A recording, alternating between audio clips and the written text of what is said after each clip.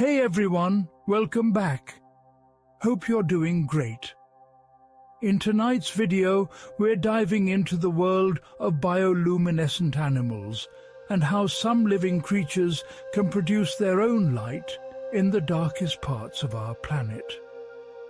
From glowing oceans to deep-sea predators, the science behind this natural light show is way more fascinating than you might think. And by the end of this video, you'll understand exactly how and why these animals glow. Trust me, it's a lot more interesting than it sounds. If you're ready, let's jump in and get started. Chapter 1. The First Glimpse.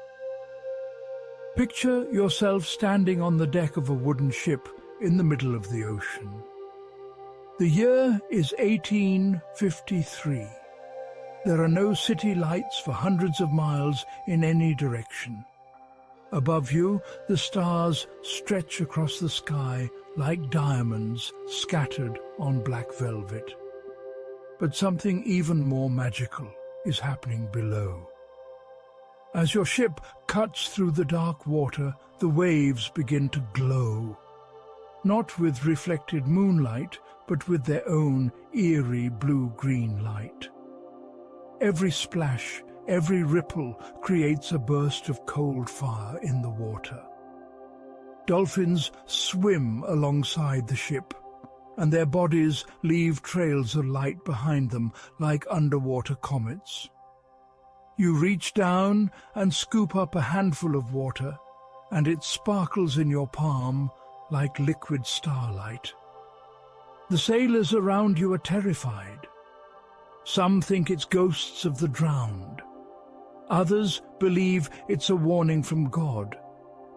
A few whisper that you've sailed into waters touched by magic. But you cannot look away. You have just witnessed one of nature's most beautiful mysteries. Something that humans would spend the next century and a half trying to understand. This phenomenon has been documented throughout human history. Ancient sailors called these glowing waters the Milky Seas. They appear in the earliest maritime journals, in Viking sagas, in the logbooks of Christopher Columbus himself. But nobody knew what caused them. How could water itself produce light? How could the ocean become a lamp without fire, without any visible source of power? The truth, as we now know, is far more wonderful than any ghost story. That light comes from living creatures. Tiny organisms so small you cannot see them individually, but so numerous that together they turn entire sections of ocean into fields of living light. But these microscopic glimmers are just the beginning of our story. Welcome to the hidden world of bioluminescence. This is the scientific term for the ability of living organisms to produce their own light. Let's break down this word to understand what it means. Bio comes from the Greek word for life. Luminescence means the emission of light. Put them together and you get living light. Light that comes not from fire, not from electricity, not from any human invention, but from the chemical reactions happening inside the bodies of animals. And here is something that will astound you. This ability is not rare. It is not limited to a handful of strange creatures living in exotic locations. Bioluminescence is everywhere in the ocean. Scientists estimate that more than 75% of all animals living in the open ocean can produce their own light. Think about that for a moment. 3 out of every 4 creatures in the deep sea are walking, swimming lanterns. On land, the phenomenon is less common, but no less magical. On warm summer nights, fields and forests come alive with the gentle blinking of fireflies. In caves in New Zealand, the ceiling glitters with thousands of glowing larvae that look like a mirror of the night sky. In tropical forests, certain mushrooms glow with an eerie green light that seems to belong in a fairy tale. But this raises a profound question, a question that will guide us through our entire journey together. Why? Why do these animals glow? What possible advantage could there be to advertising your presence with light in the darkness? Wouldn't that make you an easy target for predators? Wouldn't that waste precious energy that could be used for finding food or reproducing? The answers to these questions are as diverse as the creatures themselves. Some animals use light to hunt, dangling glowing lures in front of their mouths to attract prey. Others use it to hide, creating light on their bellies that makes them invisible to predators looking up from below. Some flash brilliant patterns to attract mates. Others explode in showers of light to confuse attackers. A few even use light as a weapon, blinding their enemies with sudden bursts of brilliance. But before we can explore all these incredible strategies, we need to understand something fundamental. We need to answer the question that puzzled scientists for over 100 years after those sailors first saw glowing waves. How does a living creature make light? What chemical magic allows a jellyfish or a firefly to become a lamp without heat, without fire, without any of the things we normally associate with illumination? The answer lies in one of the most elegant chemical reactions in all of nature. It is a reaction so efficient, so perfect in its execution, that human engineers are still trying to copy it. It is a reaction that represents hundreds of millions of years of evolutionary refinement. And understanding this reaction will open the door to everything else we will discover together. So let us dive deeper. Let us leave behind the surface world of sunlight and enter the realm where animals create their own illumination. Let us discover the chemistry of living light. Chapter 2. The Chemistry of Living Light. Imagine you're holding a firefly in your hand on a warm summer evening. Its abdomen pulses with a soft yellow-green glow. You can feel the insect moving against your palm, but you feel no heat from that light, none whatsoever. This simple observation is the key to understanding how bioluminescence works. Every light source you encounter in your daily life produces heat. A candle flame burns at over 1,000 degrees. An incandescent light bulb gets so hot you cannot touch it. Even LED lights, our most efficient electrical lights, generate warmth. This is because most light production involves waste. Energy goes in, some becomes light, but most becomes heat that simply dissipates into the air. But that firefly in your hand is doing something remarkable. It is producing light with almost zero waste heat. Scientists call this cold light.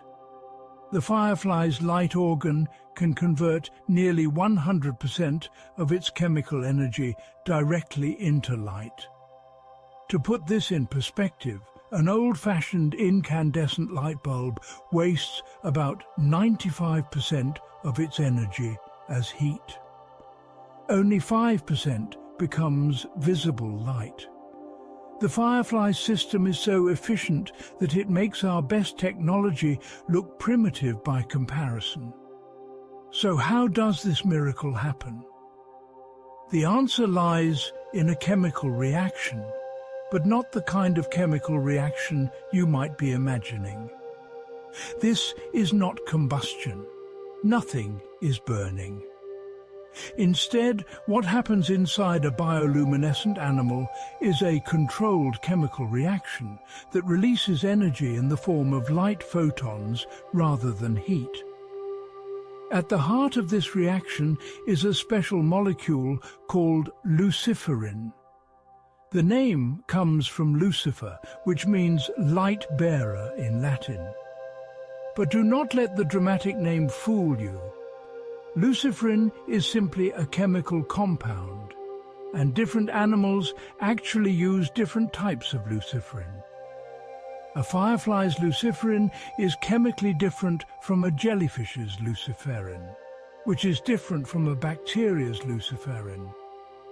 Evolution invented this solution many different times, and each time it used slightly different ingredients. But luciferin alone cannot produce light. It needs a helper. This helper is an enzyme called luciferase. Enzymes are special proteins that make chemical reactions happen faster. Think of luciferase as a molecular matchmaker. It brings together luciferin and oxygen in exactly the right way to make the reaction occur. Here is how it works, step by simple step. First, the luciferin molecule enters the light organ. This is a specialized structure in the animal's body designed specifically for producing light. In a firefly, it is in the abdomen. In an anglerfish, it is in that strange glowing lure hanging in front of its mouth. In a dinoflagellate, a tiny single-celled organism, it is scattered throughout the cell. Next, the luciferase enzyme grabs hold of the luciferin. At the same moment, oxygen enters the picture. The enzyme brings the luciferin and oxygen together in a precise arrangement. When they combine, the luciferin molecule undergoes a transformation. It enters what scientists call an excited state. The molecule now contains extra energy, but this energy is unstable. It cannot stay in this state for long. And here is where the magic happens. As the excited luciferin molecule returns to its normal state, it must release that extra energy. In most chemical reactions, this energy would be released as heat. Molecules would vibrate faster. The surrounding area would warm up. But in bioluminescence, the molecular structure is so perfectly arranged that the energy is released as a photon instead. A particle of light, pure visible energy with almost no heat. The photon shoots out of the molecule, travels through the light organ, and emerges from the animal's body. And we see it as a flash or glow. This entire process, from luciferin entering the light organ to photon emerging into the water or air, happens in fractions of a second. And it can happen over and over again, as long as the animal has fresh luciferin and oxygen available. Now, you might be wondering about that oxygen requirement. This is actually one of the most interesting parts of the story. Bioluminescence requires oxygen to work. This means that the very first bioluminescent organisms could not have appeared until oxygen became abundant in Earth's atmosphere and oceans. That happened roughly 2.5 billion years ago, during an event scientists call the Great Oxygenation Event. Before that, the Earth was a dark place in more ways than one. But why do most bioluminescent animals glow blue or green? Why not red or yellow or purple? The answer has to do with physics and the environment where most bioluminescent animals live. Light is a wave, and different colors have different wavelengths. Blue and green light have wavelengths that travel farther through water than other colors. Red light, for instance, is absorbed quickly by water. Within 30 feet of depth, there is virtually no red light left, even in the brightest sunlight. For animals living in the deep ocean, glowing blue or green makes practical sense. That light will travel farther, reaching prey or mates at greater distances. It is like choosing the right radio frequency for broadcasting. You want the signal that penetrates farthest through your environment. Evolution has tuned most marine bioluminescence to these blue-green wavelengths because they work best in water. However, some animals break this rule in fascinating ways. There are deep-sea fish that produce red light. To most ocean creatures, this red light is invisible. It is like having a flashlight that only you can see. These fish use their red bioluminescence as a secret searchlight, illuminating prey that have no idea they are being watched. It is one of nature's most clever adaptations, and we will explore it more deeply when we meet the dragonfish. Now, here is something truly remarkable about bioluminescent chemistry. Not all glowing animals make their own luciferin and luciferase. Some animals have formed partnerships with bacteria that do the glowing for them. These bacteria live inside special organs in the host animal's body.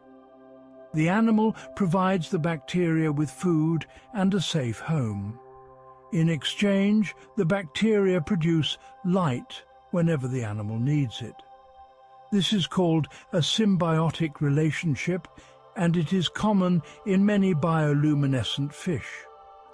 The bacteria are always glowing, but the fish can control whether that light is visible by covering the light organ with a shutter-like layer of skin, or by cutting off the blood flow and oxygen supply to the bacteria. It is like having a living light bulb that you can turn on and off. Other animals take a different approach. They manufacture their own luciferin and luciferase, storing these chemicals in specialized cells called photocytes. When the animal wants to glow, it simply allows these chemicals to mix. Some animals can control this with incredible precision, lighting up individual photocytes to create patterns and displays across their bodies. The efficiency of this light production cannot be overstated. Human scientists have tried for decades to create artificial lights as efficient as bioluminescence, and we are still not there. The best LED lights can achieve maybe 50% efficiency. Bioluminescence regularly exceeds 90%. For every unit of chemical energy the animal invests, 90% becomes useful light.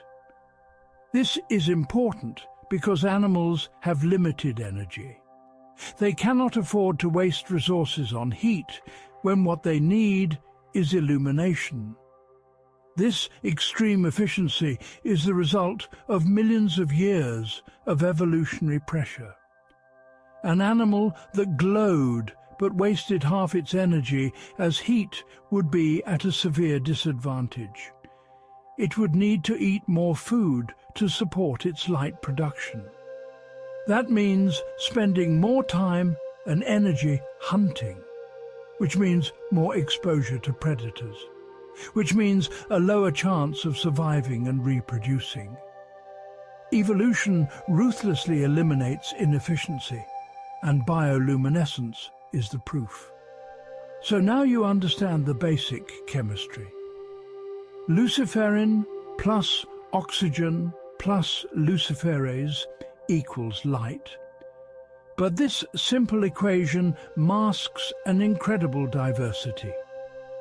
Different animals have evolved different versions of these chemicals, different ways of controlling the reaction, different organs for producing light, and different reasons for glowing in the first place.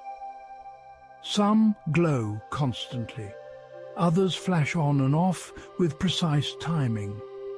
Some glow blue, others green, and a rare few produce red, yellow, or even combinations of colors. The question we must ask next is this: how did this amazing ability evolve in the first place? When did the first organism learn to glow? And why did this innovation spread so widely across the tree of life, appearing in bacteria, fungi, insects, fish, squid, jellyfish, and countless other creatures? To answer these questions, we need to travel back in time and trace the evolutionary history of living light. Chapter 3: Evolution's Bright Idea. The story of bioluminescence is not a single story. It is not the tale of one ancient creature that learned to glow and then passed that ability down to all its descendants. Instead, it is dozens of separate stories unfolding independently across billions of years and millions of species. This is one of the most extraordinary facts about bioluminescence. Evolution invented it over and over again.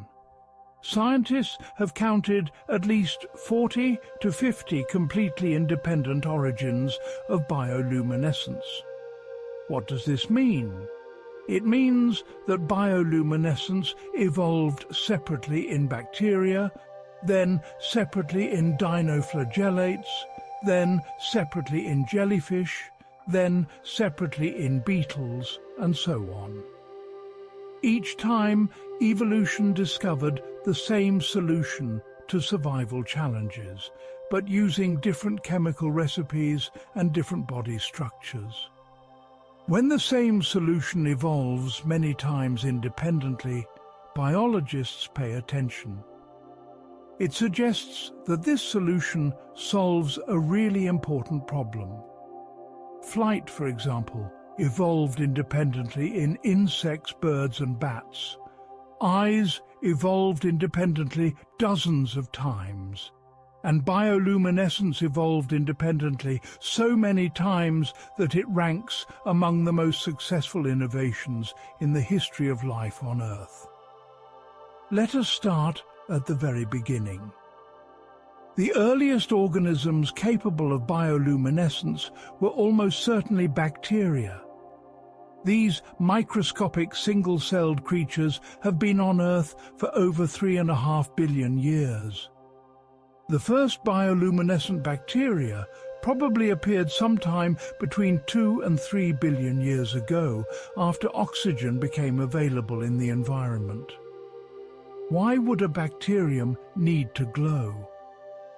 This is actually still debated among scientists, but one compelling theory suggests that bioluminescence started as a way to get rid of toxic oxygen. In those early days of Earth's history, oxygen was a dangerous poison to many forms of life. Organisms that had evolved in an oxygen-free world suddenly found themselves drowning in this reactive gas.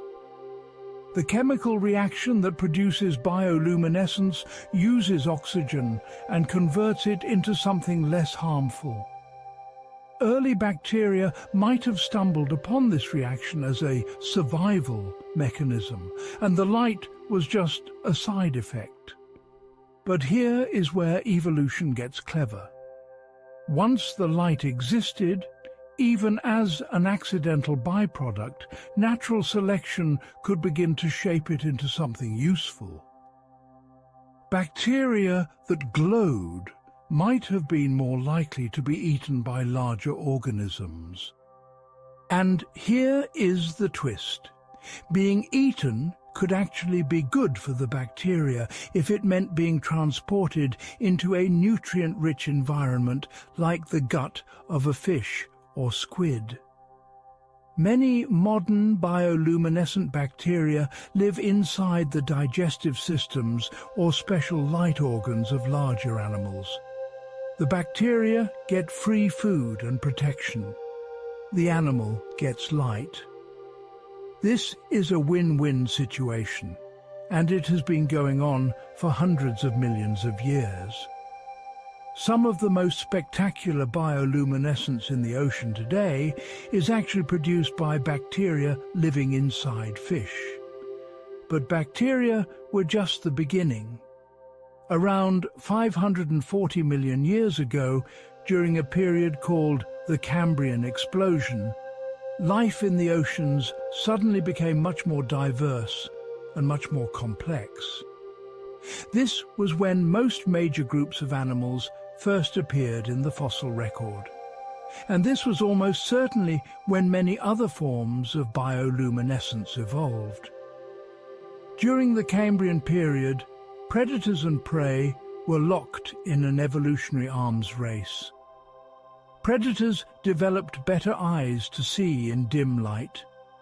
Prey developed better camouflage and defensive strategies. And somewhere in this ancient ocean, some creatures discovered that light could be a weapon, a lure, or a shield. Imagine being a small, soft-bodied creature in the Cambrian Ocean. Predators are everywhere. You have no shell, no claws, no poison. But you have a genetic mutation that causes a chemical in your body to react with oxygen and produce a brief flash of light. When a predator attacks you in the darkness, you flash. The sudden burst of light startles the predator, giving you a split second to escape. That split second means the difference between life and death. You survive, you reproduce. Your offspring inherit this ability. Over thousands of generations, the flash becomes brighter, more reliable, more useful. This is how natural selection works. Small advantages accumulate. Genetic mutations that help an organism survive and reproduce become more common in the population. And the ability to produce light turned out to be such a powerful advantage that it evolved over and over again in lineage after lineage. Jellyfish evolved bioluminescence separately from fish. Squid evolved it separately from shrimp. Insects evolved it separately from millipedes. Each group discovered its own version of luciferin and luciferase. Each group developed its own light organs and control mechanisms. But they all arrived at the same destination, the ability to create cold light from chemical reactions. The deep ocean played a special role in this evolutionary story. As you descend below the ocean's surface, sunlight fades quickly.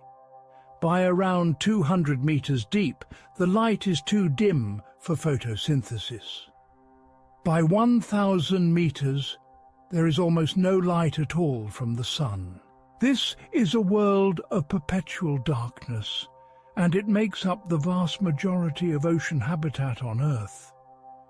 In this environment, bioluminescence becomes extremely valuable. If you can produce your own light, you can hunt in the darkness. You can signal to mates. You can defend yourself against predators. You can hide in plain sight using clever camouflage tricks. Evolution strongly favored any organism that could glow in the deep sea, which is why bioluminescence is so incredibly common there. But here is something puzzling. If bioluminescence is so useful, why is it relatively rare on land? There are glowing insects, yes. Fireflies are common in many parts of the world. Some millipedes glow, some earthworms glow. Even some snails and slugs have bioluminescent species. But compared to the ocean, where 3/4 of animals can produce light, terrestrial bioluminescence is uncommon. Scientists have several theories about this. One is that on land, oxygen is plentiful and easy to access. In water, getting enough oxygen can be challenging, so any chemical reaction that uses oxygen efficiently might have special value. On land, this advantage disappears. Another theory focuses on light pollution, not the modern kind from street lamps and buildings, but the ancient kind from the sun. On land, most animals are active during the day when sunlight is abundant. Bioluminescence is most useful in darkness. In the ocean, darkness is everywhere below a few hundred meters. On land, darkness only exists at night or in caves and thick forests. This limits the environments where bioluminescence provides a strong advantage. There is also the question of heat. On land, maintaining body temperature can be a challenge. Some scientists speculate that producing light, even cold light, might interfere with temperature regulation in ways that are not problematic for ocean creatures. But this is still being researched. Despite being less common on land, terrestrial bioluminescence has evolved into some spectacular forms. Fireflies use their light for elaborate mating displays. Some click beetles have 2 different colors of light organs, like headlights and taillights on a car. Glowworms in caves create stunning displays that attract tourists from around the world.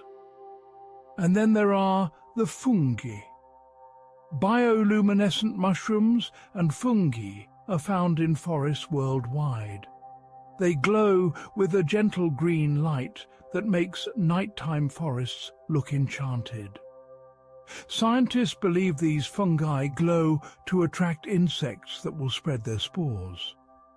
The insects are drawn to the light, land on the mushroom, pick up spores on their bodies, and carry those spores to new locations where new mushrooms can grow. The evolutionary history of bioluminescence is still being written. Scientists regularly discover new bioluminescent species. With every deep-sea expedition, strange glowing creatures appear in the nets and cameras. Some of these are completely new to science. Others are known species that we did not know could glow.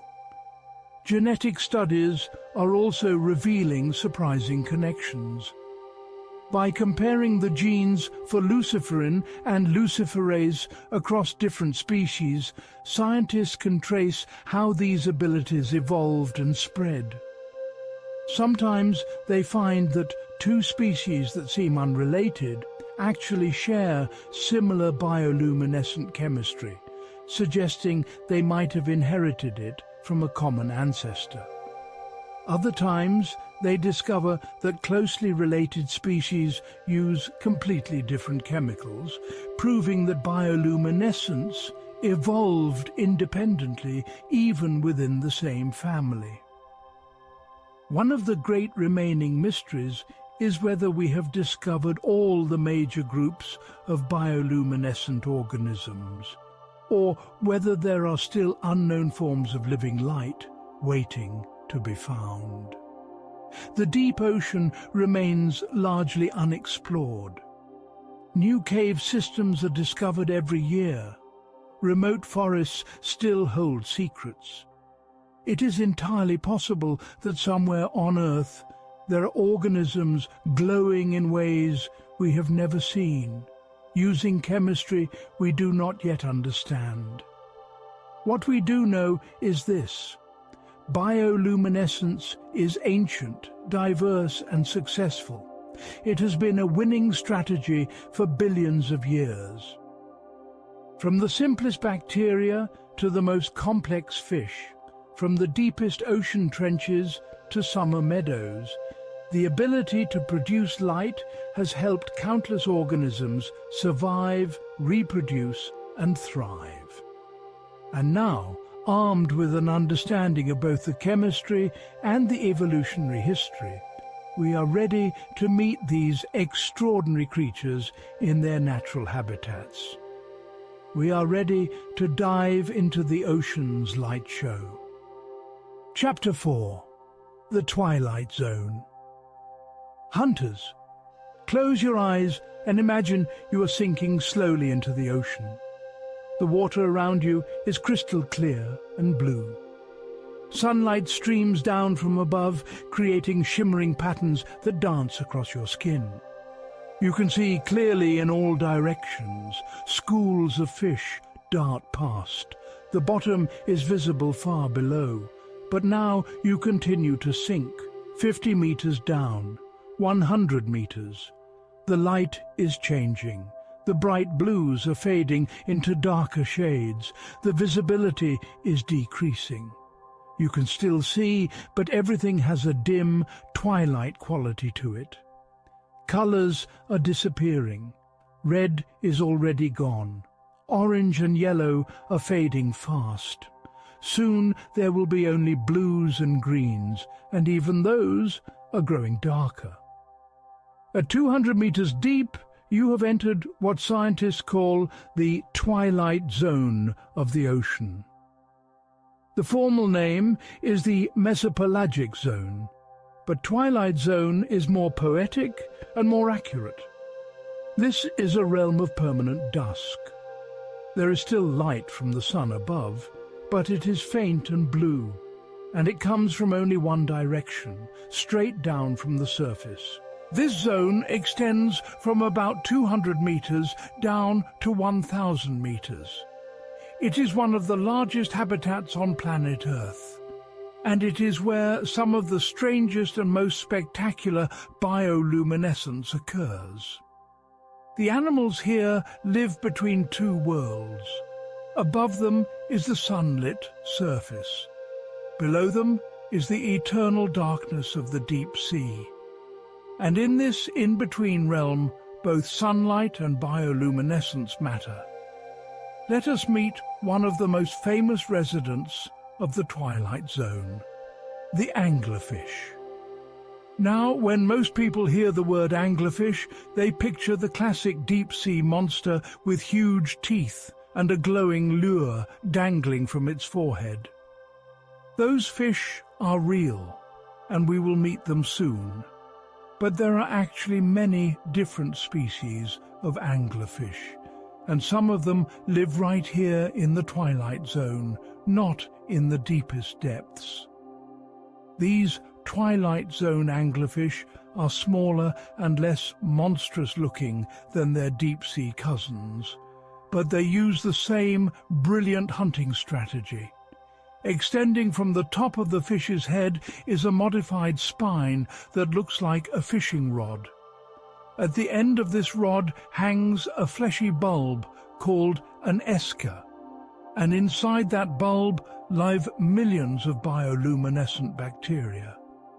The bacteria glow constantly, producing a soft blue-green light. The anglerfish positions itself in the water and lets the glowing lure dangle in front of its mouth. Then it waits. The light attracts curious small fish and shrimp. They swim closer, investigating this mysterious glow in the gloom. They think perhaps it is food, or another small creature they might eat. They do not realize they are looking at a trap. When the prey comes close enough, the anglerfish strikes. Its mouth opens with incredible speed, creating a suction that pulls the victim inside. The whole attack takes a fraction of a second. The prey has no chance to escape. And then the anglerfish returns to waiting, its lure glowing patiently in the darkness, ready for the next curious creature to swim too close. But here is a strange fact about anglerfish. Only the females have the glowing lure. Male anglerfish are tiny, sometimes 1/10 the size of the females, and they have a bizarre life strategy that sounds like something from a horror movie. When a male finds a female, he bites onto her body and never lets go. His tissues fuse with hers. His bloodstream connects to her bloodstream. Over time, he loses most of his organs. He becomes essentially a parasite, a living sperm bank attached to the female's body. Why do they do this? The twilight zone and deep sea are vast and dark. Finding a mate in all that darkness is incredibly difficult. When a male anglerfish finds a female, he cannot afford to lose her. So evolution has created this extreme solution. The female gets a permanent mate who is ready to fertilize her eggs whenever she is ready to spawn. The male gets guaranteed reproductive success. It is bizarre, but it works. Now let us meet another Twilight Zone predator with a completely different light strategy. The dragonfish. These fish are long and slender, with huge mouths full of transparent teeth that look like needles made of glass. They hunt in the same twilight waters as the anglerfish, but they are active hunters, not ambush predators. Many dragonfish have a glowing organ called a barbel hanging from their chin, similar to the anglerfish's lure. But here is where dragonfish get really interesting. Some species have developed a second kind of light organ, usually just behind their eyes, that produces red light instead of the usual blue-green. Remember what we learned about red light in the ocean. It is absorbed quickly by water. Most deep-sea creatures have eyes that are sensitive only to blue and green light, because that is all that exists at depth. They have lost the ability to see red through millions of years of evolution. Why keep eyes that can see a color that is never present? It would be like having radio receivers tuned to a frequency that no one broadcasts on. But dragonfish have kept their red vision, and they have weaponized it. They shine their red bioluminescent light into the darkness like a searchlight. To most other animals, this light is completely invisible. But the dragonfish can see it perfectly. They can illuminate prey without the prey knowing they are being watched. It is like having night vision goggles in a world where no one else can see infrared. It is one of nature's most elegant hunting adaptations. Imagine being a small shrimp in the twilight zone. You are trying to avoid being eaten. You watch carefully for any signs of light that might indicate a predator. You see nothing. You feel safe. But a dragonfish is hovering nearby, bathing you in red light, watching your every move. You never see the attack coming. Some dragonfish can even adjust the brightness of their red light organs. When hunting shy prey, they dim the light to almost nothing, creating just enough illumination to see by. When hunting in open water, where prey might be farther away, they turn up the brightness. This level of control suggests a sophisticated nervous system capable of complex hunting behaviors. Now, while predators like anglerfish and dragonfish use light to catch prey, other twilight zone animals use light to avoid becoming prey. Let me introduce you to the hatchetfish. These fish have bodies that are extremely thin and compressed from side to side. When you look at them head-on, they resemble the blade of a hatchet, which is how they got their name. Hatchetfish have developed one of the most sophisticated camouflage systems in the entire ocean. Remember that in the twilight zone, there is still dim sunlight coming down from above. If you are a predator looking up at a hatchetfish from below, you would normally see a dark silhouette against the lighter water above. This makes the fish easy to spot and easy to attack. But hatchetfish have photophores, specialized light organs arranged in rows along their bellies. These photophores produce blue light that matches the exact color of the dim sunlight filtering down from above. The fish can adjust the brightness of these lights in real time, matching the intensity to the ambient light conditions. The result is spectacular. When a predator looks up, the hatchetfish's glowing belly blends perfectly with the background light. The fish's silhouette disappears. It becomes functionally invisible from below. Scientists call this counter-illumination, and it is one of the most effective camouflage techniques in the animal kingdom. But maintaining this camouflage requires constant work. As the fish swims deeper or shallower, the amount of sunlight changes. The fish must continuously adjust its belly lights to maintain the perfect match. It has light sensors on its back that detect the ambient light level. This information goes to the brain, which then adjusts the photophore output. The whole system is automatic and precise. This raises an interesting question. If hatchetfish are invisible from below, how do they find each other to mate? The answer is that their sides are not camouflaged. When a hatchetfish looks horizontally at another hatchetfish, it can see it clearly. Only predators looking up from below are fooled by the camouflage. It is a targeted defense, protecting against attacks from the most common direction while still allowing normal social interactions. The twilight zone is also home to one of the ocean's great migrations. Every night, billions upon billions of small fish, squid, shrimp and jellyfish rise from the deeper, darker waters up into the twilight zone and even into the surface waters.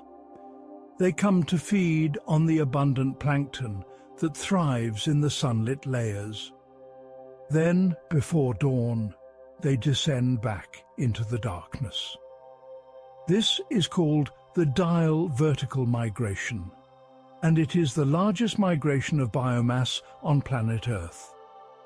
More animals participate in this daily journey than in any other migration, and many of them are bioluminescent. Scientists can actually track this migration using sonar because the mass of bodies is so dense that it reflects sound waves. On sonar displays, it looks like the seafloor is rising and falling every day. Early sonar operators thought there was a false bottom to the ocean. They called it the deep scattering layer. Eventually, they realized it was not the seafloor at all. It was trillions of living animals moving up and down through the water column. Why do they migrate? The surface waters have more food, but they are also more dangerous. There are more predators in the sunlit zones. By rising at night under cover of darkness, these animals can feed in relative safety. Then they descend into the twilight zone during the day, where they are harder for visual predators to find. Many of the animals in this migration use bioluminescence defensively. If attacked during their journey, they can flash brightly, startling the predator. Or they can release glowing clouds of material into the water, creating a luminous decoy while they escape into the darkness. Some can even detach glowing body parts that continue to flash after being separated, drawing the predator's attention while the animal swims away. The twilight zone is a realm of biological ingenuity. Every animal here is locked in a constant struggle to eat and to avoid being eaten. Light has become a tool, a weapon, a disguise, and a signal. The predators glow to lure prey. The prey glow to hide from predators or to startle them. And in this dance of light and shadow, evolution has created some of the most remarkable adaptations we will encounter on our entire journey.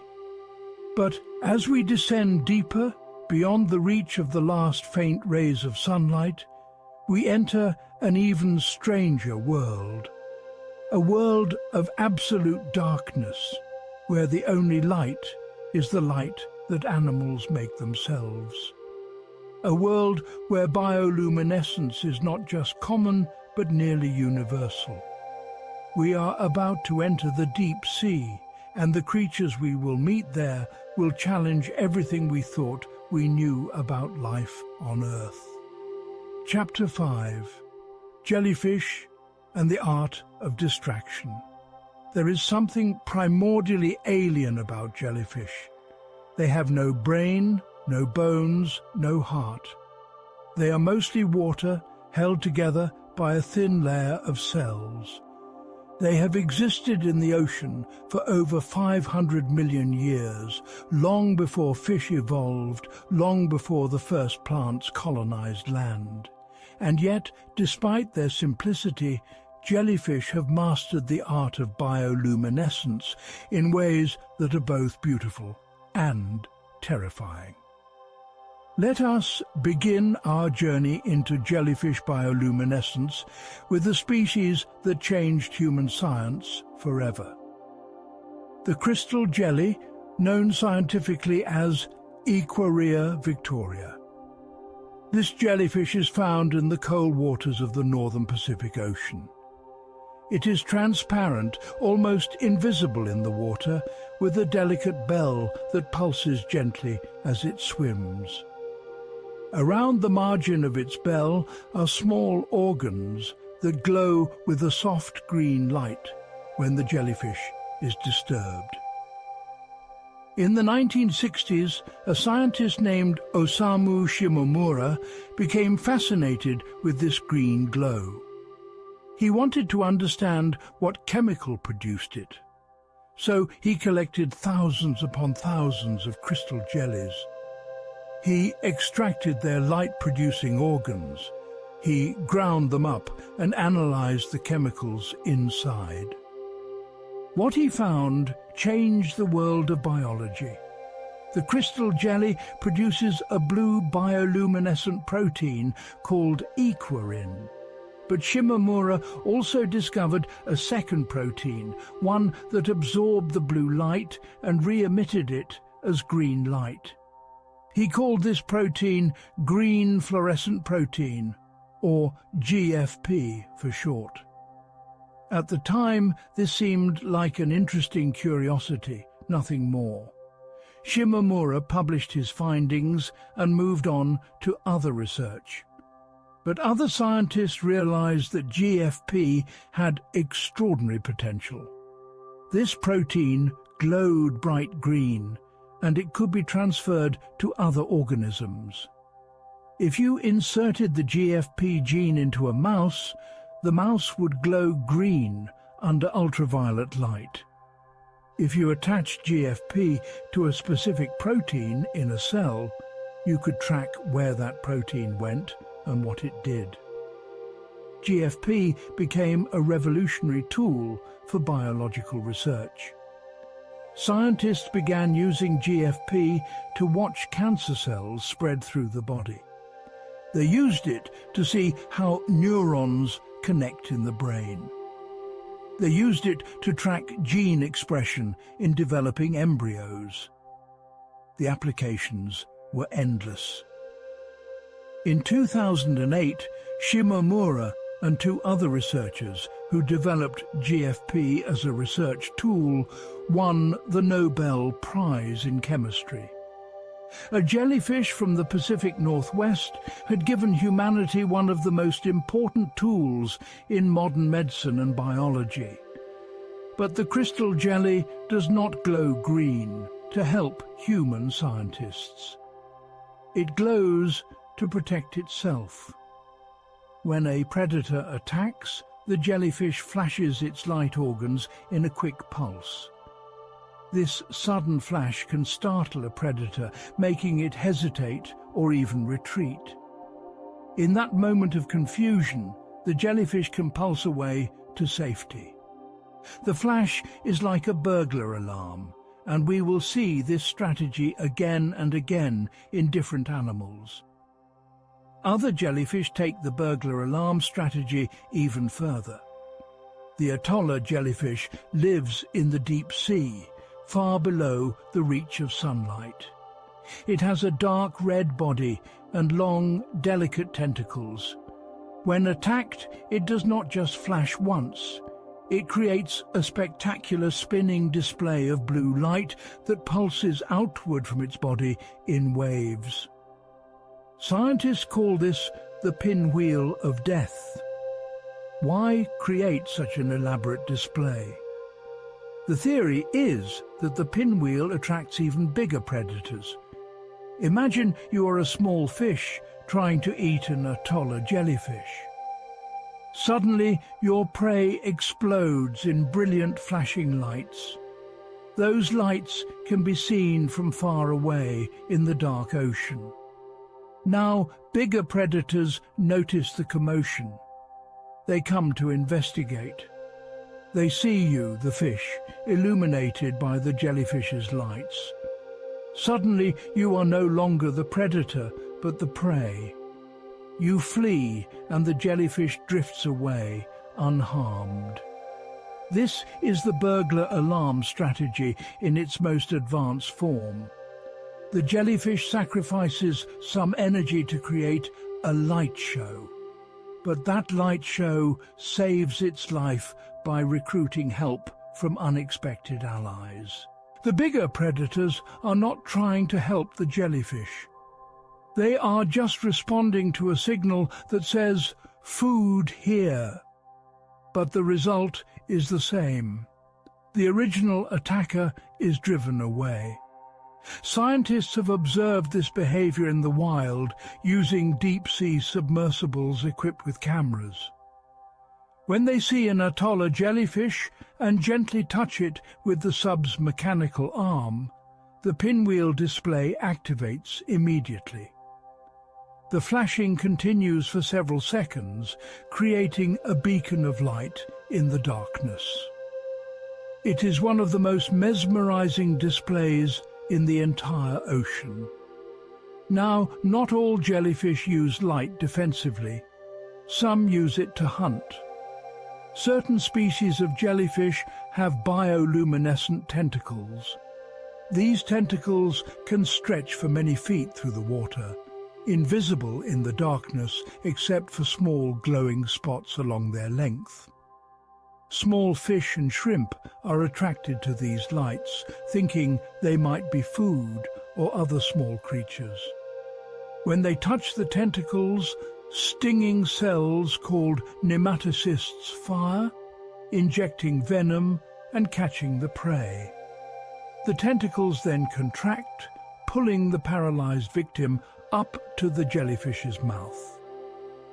There is also a group of organisms called comb jellies that are often confused with true jellyfish, but are actually a completely different branch of the animal kingdom.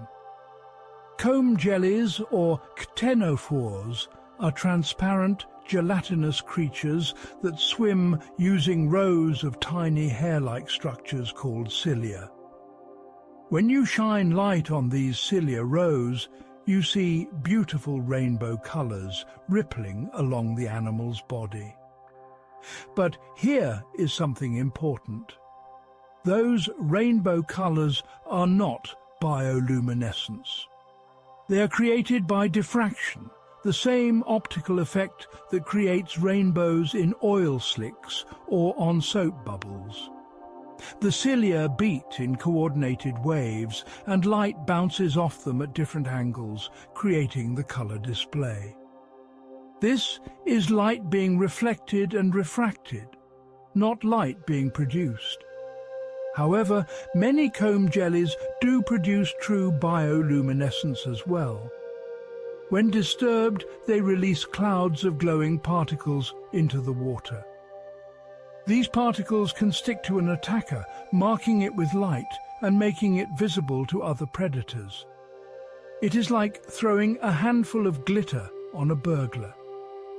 The attacker becomes highlighted, making it vulnerable to attack from its own predators. Some comb jellies can also produce light along their body surface, creating waves of bioluminescence that travel across their transparent bodies. The function of this display is still being studied, but it may serve to startle predators or to communicate with other comb jellies during mating season. One of the most interesting jellyfish-related bioluminescence stories involves a species that has become famous for an entirely different reason. The immortal jellyfish, Turritopsis dawni, has the ability to revert from its adult form back to its juvenile polyp form, essentially aging in reverse. This has made it the subject of intense scientific study related to aging and regeneration. But this jellyfish is also bioluminescent. The light is produced in its digestive system and can be seen glowing through its transparent body. Scientists are now studying whether there is any connection between its bioluminescence and its remarkable ability to reverse aging. Could the same cellular mechanisms that allow it to glow also play a role in its regeneration abilities? This is still being investigated, and the answer could have profound implications for understanding both bioluminescence and aging. Jellyfish also remind us that bioluminescence exists on a spectrum of complexity.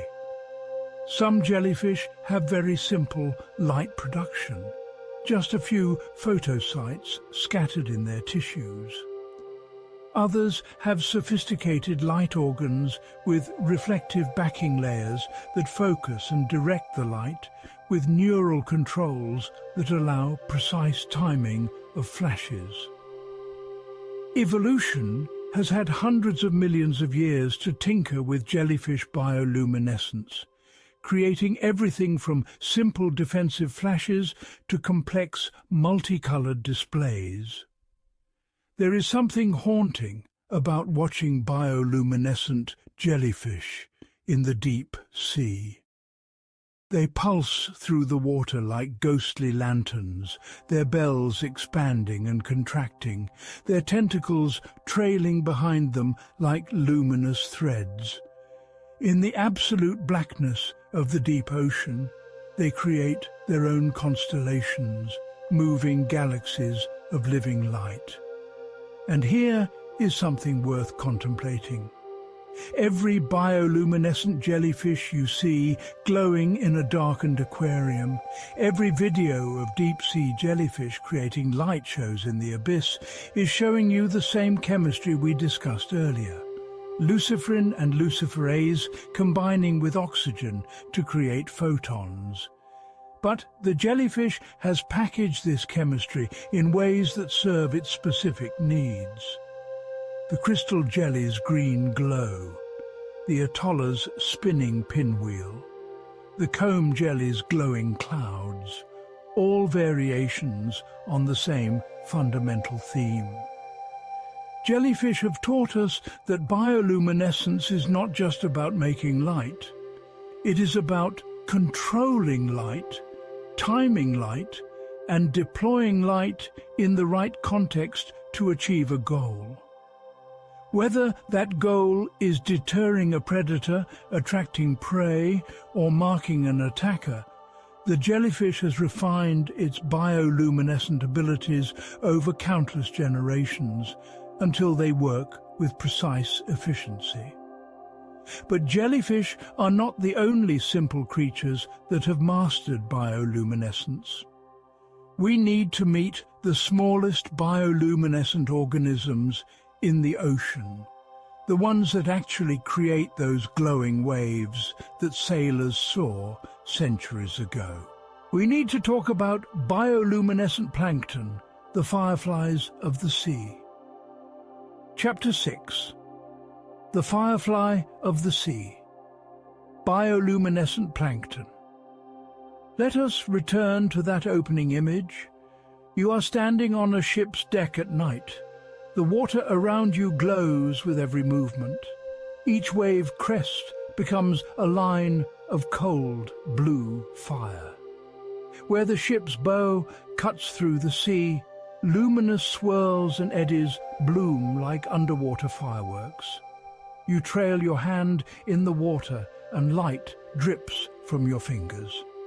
This glow comes from organisms so small that you cannot see them individually with your naked eye. They are dinoflagellates, single-celled organisms that drift with the ocean currents. The name comes from Greek words meaning terrible whip, referring to the two flagella, or whip-like structures that they use to move through the water. But there is nothing terrible about their most famous feature. These tiny creatures produce some of the most magical bioluminescence on Earth. A single dinoflagellate is about 1/1000th of an inch across. It consists of a single cell with a nucleus, some organelles, and special compartments called scintillons, where the bioluminescent reaction takes place. Each dinoflagellate can flash its light for about 1/10 of a second. The light is blue-green, the color that travels best through seawater. But here is what makes dinoflagellate bioluminescence so special. It is mechanically triggered. The dinoflagellate does not glow constantly. It glows only when disturbed. When the water around it moves, or when something touches it, mechanical sensors in the cell membrane detect the disturbance. This triggers a rapid chemical cascade inside the scintillons. Within milliseconds, the luciferin and luciferase react, producing a brief flash of light. This is why waves glow. As the wave rises and breaks, the water movement disturbs billions of dinoflagellates. They all flash at once, creating a sheet of light across the water's surface. This is why your hand glowing as you move it through the water. Your movement disturbs the dinoflagellates in your path, and they light up in response. But why would a dinoflagellate want to glow when disturbed? What advantage does this give to a single-celled organism? Scientists believe it is another version of the burglar alarm strategy we saw in jellyfish. When something disturbs a dinoflagellate, that something is usually trying to eat it. Small crustaceans and fish filter enormous amounts of seawater through their gills or feeding appendages, capturing dinoflagellates and other plankton. When the dinoflagellate flashes, it illuminates its attacker. Other, larger predators see this flash of light in the darkness. They come to investigate. They see the small plankton eater lit up by the dinoflagellate's glow. The larger predator attacks, and in the chaos, the dinoflagellate escapes. The flash is a call for help, a signal that says, "Here is something eating, come and get it." There is some experimental evidence supporting this theory. Scientists have shown that fish feeding in dark water containing bioluminescent dinoflagellates are more likely to be attacked by larger predators than fish feeding in darkness without bioluminescence. The tiny dinoflagellate, by flashing its light, increases the danger for anything trying to eat it. When conditions are right, dinoflagellates can bloom into enormous populations. Sometimes there are millions of them in every gallon of water. These are the conditions that create bioluminescent bays, some of the most spectacular natural phenomena on Earth.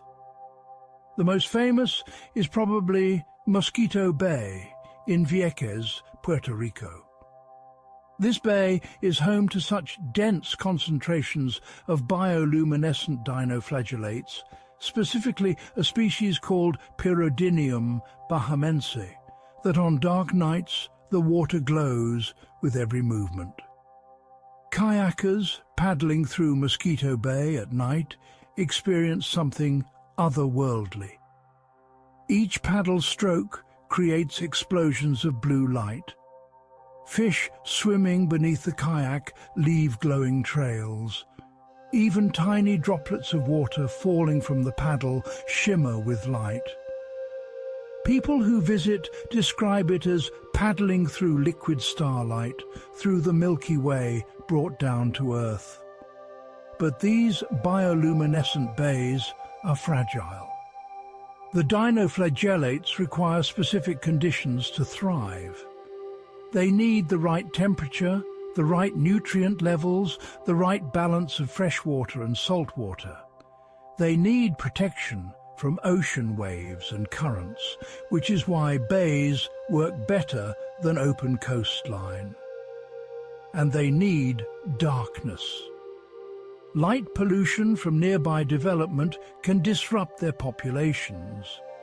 Sadly, many bioluminescent bays have dimmed or disappeared entirely over the past few decades. Some have been destroyed by coastal development. Others have been damaged by boat traffic, which stirs up sediment and damages the delicate balance of the ecosystem. Chemical pollution from sunscreen, insect repellent, and other sources can also harm dinoflagellate populations. Conservation efforts are underway to protect the remaining bioluminescent bays. In Vieques, authorities have limited boat traffic and prohibited swimming in Mosquito Bay to protect the dinoflagellates. Similar protections exist in other bioluminescent bays around the world.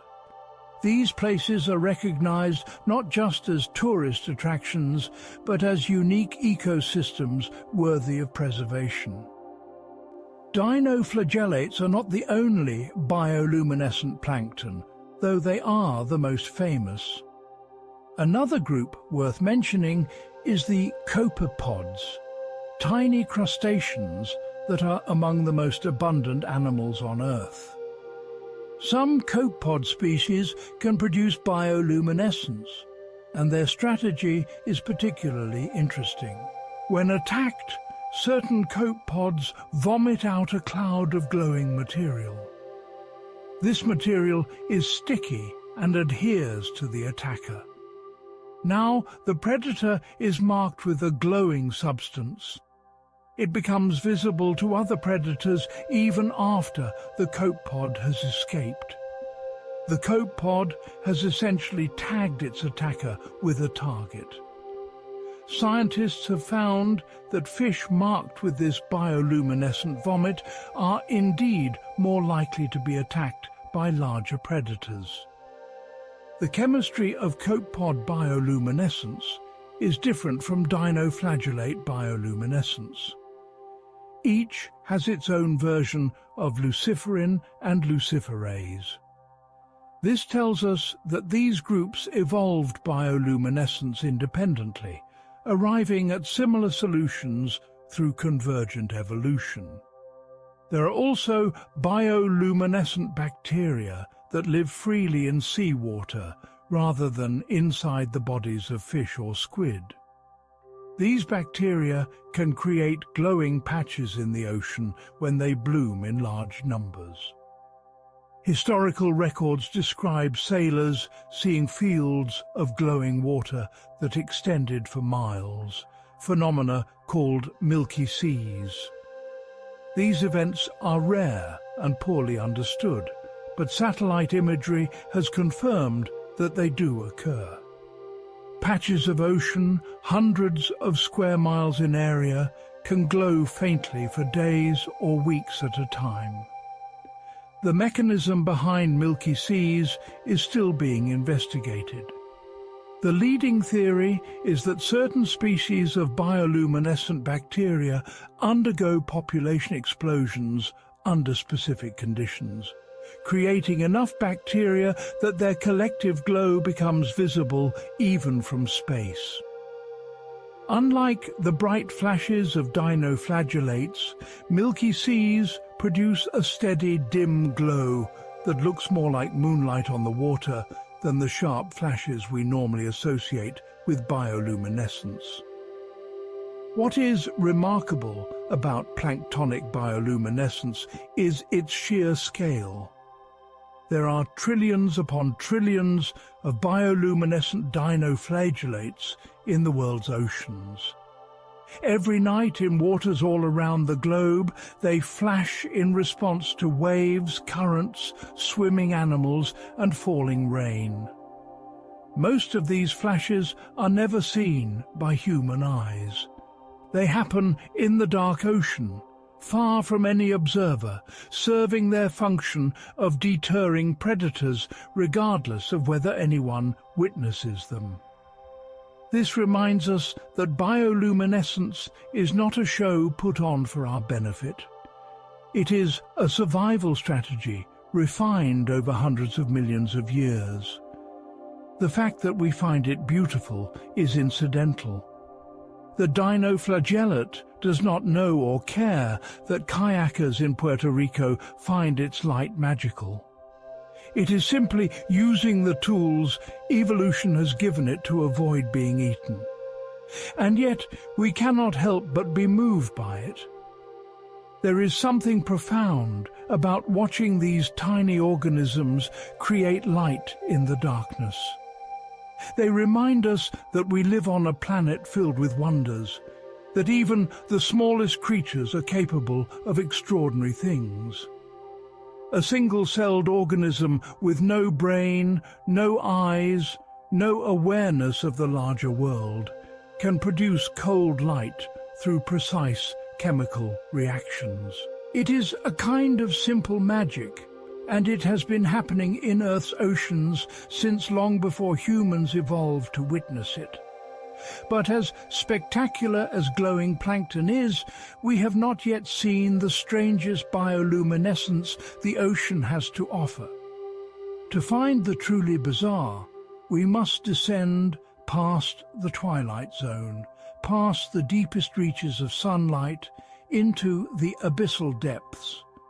We must meet the creatures that live in absolute darkness, where bioluminescence is not just common, but nearly universal. Prepare yourself. We are about to encounter the deep sea's strangest lights. Chapter 7. The Deep Sea's Strangest Lights. Imagine now that you have descended beyond the twilight zone. You are sinking into water so deep that no trace of sunlight has reached here in millions of years. The pressure around you is crushing, hundreds of times greater than at the surface. The temperature hovers just above freezing. There is no day, no night, no seasons. There is only endless, absolute darkness, or at least that is what you would expect. But as your eyes adjust to the blackness, you begin to see something extraordinary. Small points of light appear in the distance. Some are steady glows. Others flash on and off in rhythmic patterns. A few create brief explosions of luminescence that fade as quickly as they appeared. You are witnessing the deep sea, and it is not dark at all. It is filled with living light.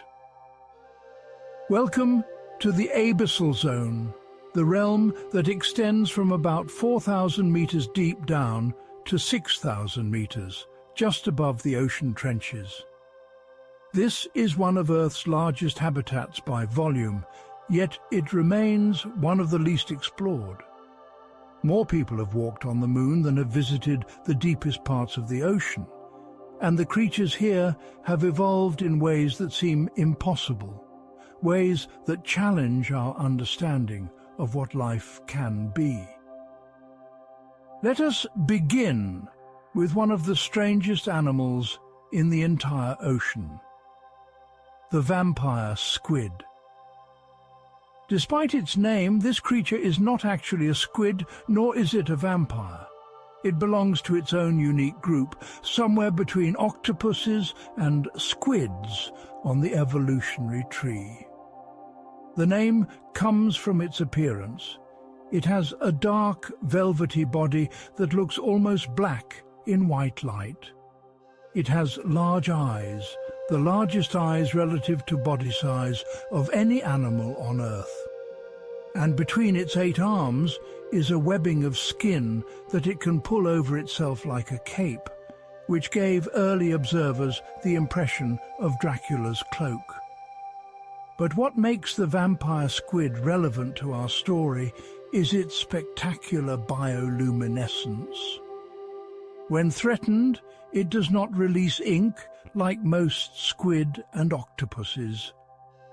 Ink would be useless in the deep sea, where there is no light to obscure.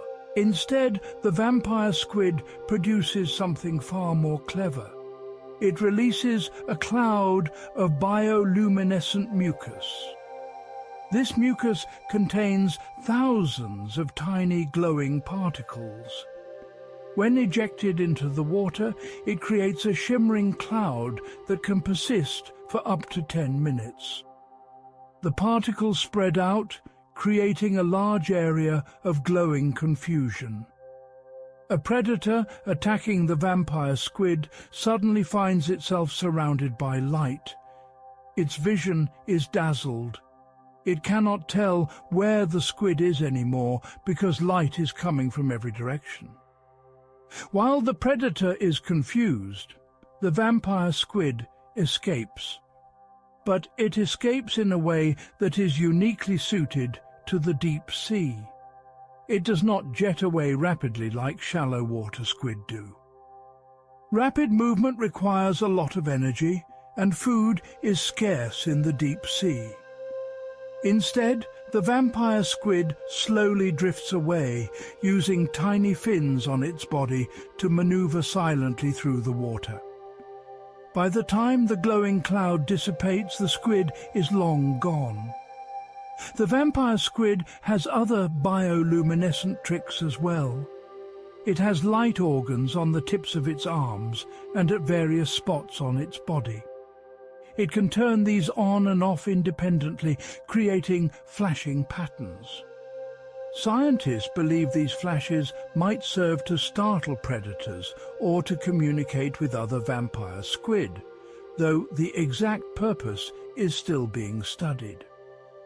What we do know is that the vampire squid has complete control over its bioluminescence, able to activate specific photophores at specific times for specific purposes. Now let us meet an even stranger creature, one that challenges the very definition of what a fish can be. The cookie-cutter shark. This small shark, usually less than 2 feet long, has developed one of the most unusual feeding strategies in the ocean. It attacks much larger animals, including whales, dolphins, and large fish, but it does not try to kill them. Instead, it takes round plugs of flesh out of their bodies, leaving circular wounds that look like someone used a cookie cutter on the victim. But before it can get close enough to bite, the cookie cutter shark must avoid being seen. And here is where bioluminescence comes in. The shark's entire belly is covered with photophores that glow with the soft green light. This is counter-illumination, the same camouflage strategy we saw in hatchetfish. When a predator looks up at the cookie-cutter shark from below, the glowing belly makes the shark's silhouette disappear against the dim light from above. But the cookie-cutter shark has added a twist to this strategy. There is a small patch on its throat that does not glow. This dark patch, when seen from below against the glowing belly, looks like a small fish. Larger predators see this apparent fish and swim up to investigate. But when they get close, they discover that what they thought was a small prey fish is actually a shark. Before they can react, the cookie-cutter shark lunges forward and takes its bite. The wound is not fatal to the victim, but it is certainly painful and creates a distinctive scar.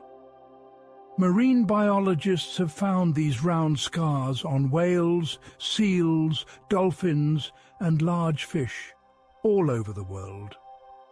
Some whales and dolphins are covered in dozens or even hundreds of these scars, showing that cookie-cutter shark attacks are relatively common. The shark has turned its bioluminescence into both a disguise and a lure, using light to make itself invisible while simultaneously attracting prey. There are other bioluminescent sharks as well. The lantern sharks are a large family of small deep-sea sharks, most of which have photophores on their bellies for counter-illumination. Some species can control individual photophores, turning them on and off to create patterns. Scientists have observed that different species have photophores arranged in different patterns, suggesting that these patterns might help sharks recognize their own species in the darkness. One particularly fascinating lantern shark is the velvet belly lantern shark. This species has photophores not just on its belly, but also on its back, arranged in intricate patterns. The purpose of the back photophores is mysterious because counter-illumination only works on the belly. One theory is that these lights might help the sharks recognize each other or might play a role in mating displays. Moving from sharks to even stranger creatures, we must discuss the deep-sea sea cucumber. Most people think of sea cucumbers as boring, slug-like animals that crawl along the seafloor, eating sediment. And many sea cucumbers do exactly that. But some deep-sea species have evolved an extraordinary defensive strategy involving bioluminescence. When attacked, certain sea cucumbers can detach parts of their body. These parts continue to glow brightly after being separated from the main animal. The predator sees the glowing pieces and attacks them, thinking they are the whole animal. Meanwhile, the sea cucumber crawls away in the darkness. This is similar to how some lizards can drop their tails to escape predators, but the sea cucumber's version includes a built-in distraction beacon. Some sea cucumbers can even direct where they detach their glowing parts. If attacked from the front, they might sacrifice the front portion of their body. If attacked from behind, they drop the rear section.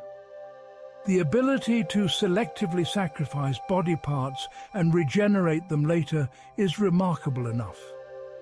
The fact that these animals have evolved to make the sacrificed parts glow, creating a more effective distraction, shows just how important bioluminescence is for survival in the deep sea.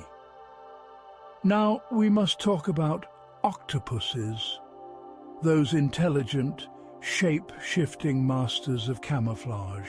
Octopuses are famous for their ability to change color and texture to blend into their surroundings. But in the deep sea, where there is no light, color-changing abilities are useless. What good is turning red or brown when there is no light to show those colors? Most deep-sea octopuses have abandoned the elaborate camouflage of their shallow water cousins. But some have formed partnerships with bioluminescent bacteria. These bacteria live on the octopus's skin or in special pockets in the suckers on its arms. When the octopus wants to glow, it allows blood flow to increase in these areas, providing the bacteria with oxygen so they can produce light. The function of this octopus bioluminescence is still debated. Some scientists think it might be used to illuminate prey. Others believe it might play a role in communication between octopuses. There is also the possibility that the octopuses do not control the bacteria at all, and the glow is simply an accidental side effect of the bacterial partnership. More research is needed, and in the deep sea, research is extremely difficult and expensive. Let us also meet the brittle stars, relatives of starfish that have long, flexible arms they use to crawl across the sea floor. Many brittle star species can produce bioluminescence, and when threatened, they have a dramatic response. They detach one or more of their arms, and those arms continue to writhe and glow after being detached. A predator sees multiple glowing, moving targets and does not know which one to attack. Often it attacks the detached arms while the brittle star escapes using its remaining arms. The detached arms can glow for many minutes, creating a long-lasting distraction.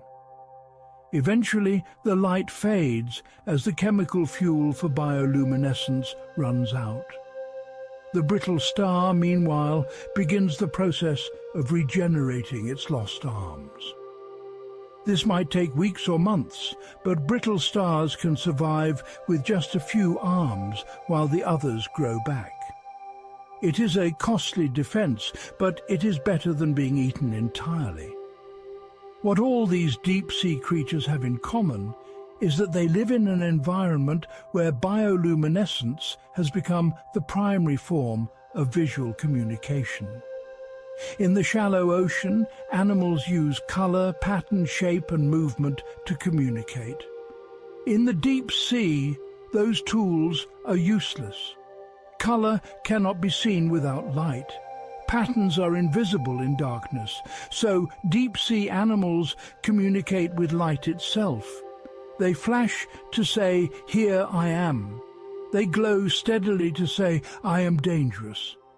They create complex patterns to say, "I am looking for a mate." They explode in showers of light to say, "Help, I am being attacked." The language of the deep sea is written in bioluminescence, and we are only beginning to understand its grammar. One of the most profound realizations from studying deep-sea bioluminescence is just how much we still do not know.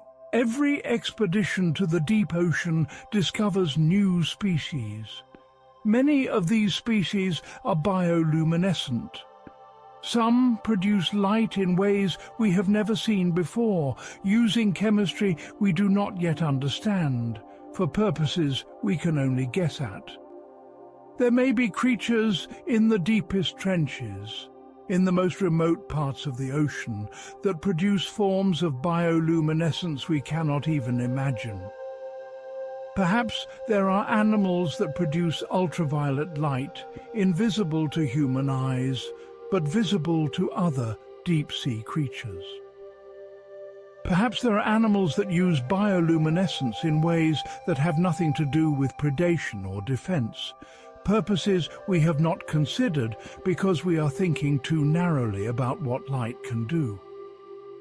The deep sea is Earth's final frontier, the last great unexplored wilderness on our planet. And it is a wilderness illuminated by living light, by creatures that have turned darkness into an opportunity for communication, camouflage, and survival. But as spectacular as the ocean's bioluminescence is, we must not forget that light also exists on land. We must return to the surface and meet the glowing creatures of the terrestrial world. We must talk about fireflies, the insects that have captured human imagination for thousands of years. Chapter 8. Fireflies, the familiar strangers. Close your eyes and remember a summer evening from your childhood. The sun has just set. The air is warm and thick with humidity. You are in a backyard, or a park, or a field at the edge of town. And then you see it, a small point of yellow-green light floating through the air. Then another, and another. Within minutes, there are dozens of them, hundreds of them, blinking on and off as they drift through the darkness. Fireflies, lightning bugs, whatever you called them, they were magic. For most people living in temperate regions, fireflies are their only regular encounter with bioluminescence. These insects are familiar, common, almost ordinary. Children catch them in jars. Adults watch them from porches on warm nights. They appear in poetry and songs and paintings as symbols of summer, of childhood, of simple natural beauty. And yet, despite their familiarity, fireflies are performing one of nature's most sophisticated bioluminescent displays. First, we must clear up a common misconception. Fireflies are not flies at all. They are beetles, members of the family Lampyridae. They have hard wing cases like all beetles, which cover the delicate flying wings underneath. They have the same body plan as a ladybug or a ground beetle, just modified for their specific lifestyle. The name firefly comes from the fact that they fly and they produce light, but it is technically incorrect. Lightning bug is equally misleading because they are not bugs in the scientific sense. But both names are so ingrained in common usage that arguing about them is pointless. We all know what we mean when we say firefly. The light organ of a firefly is located in the last few segments of the abdomen. If you look at a firefly during the day, you can see these segments are a lighter color than the rest of the body, often yellowish or white. This is because the cuticle, the hard outer shell of the insect, is transparent in this area to allow light to shine through. Beneath this transparent window lies the most efficient light-producing organ in the natural world. The organ consists of 3 layers. The bottom layer is made of cells packed with white crystals that act as a reflector, bouncing light forward and preventing it from being wasted by shining into the insect's own body. The middle layer contains the photocytes, the cells where the actual light production happens, and the top layer is the transparent cuticle that allows the light to escape. Inside each photocyte are special compartments filled with luciferin and luciferase, the same basic chemicals we have discussed before, though firefly luciferin is chemically distinct from the luciferin used by jellyfish or bacteria. The firefly also needs oxygen for the reaction to occur, and controlling oxygen flow is how the firefly controls its light. When the firefly wants to flash, its nervous system sends a signal to the light organ. This signal causes the photocytes to take up oxygen rapidly. The oxygen combines with luciferin in the presence of luciferase, and light is produced. When the firefly wants to stop glowing, it cuts off the oxygen supply. The reaction stops, and the light goes out. This on-off control is remarkably precise. A firefly can time its flashes to within fractions of a second. And timing is everything in the firefly world, because the flashes are not random. They are a language. Each firefly species has its own unique flash pattern. Some species flash once every few seconds. Others flash in rapid bursts. Some create short blinks of light. Others produce long, sustained glows. The pattern is as distinctive as a fingerprint, allowing fireflies to recognize their own species, even in a field full of different firefly species, all flashing at the same time. This matters because the flashes are primarily about finding a mate. On a typical summer night, it is the male fireflies you see flying through the air, flashing their species-specific pattern. They are searching for females. The females, meanwhile, sit on grass stems or leaves, watching and waiting. When a female sees a male of her own species flashing the correct pattern, she responds with her own flash. The male sees her response and flies toward her. He flashes again. She flashes back. This exchange continues, a conversation in light, until the male locates the female. If all goes well, they mate. The male then flies off to search for another female, and the female eventually lays her eggs in the soil. Those eggs will hatch into larvae that will spend up to 2 years underground, feeding on snails and slugs, before eventually pupating and emerging as adults for their brief moment of glory. The precision required for this system is extraordinary. The male must produce exactly the right flash pattern. The female must recognize that pattern among all the other flashing lights in the area. She must respond at exactly the right time with exactly the right flash. Any deviation and the communication fails. Evolution has fine-tuned this system over millions of years until it works with remarkable reliability. But here is where the story takes a dark turn. some female fireflies have learned to cheat the system. These are fireflies of the genus Photuris, and they have earned the nickname femme fatale fireflies. A Photuris female can mimic the flash response of females from other firefly species. When a male from a different species comes looking for a mate, he thinks he has found a willing female of his own kind. He lands next to the Photuris female, expecting to mate. Instead, she eats him. This strategy is called aggressive mimicry, and it serves two purposes.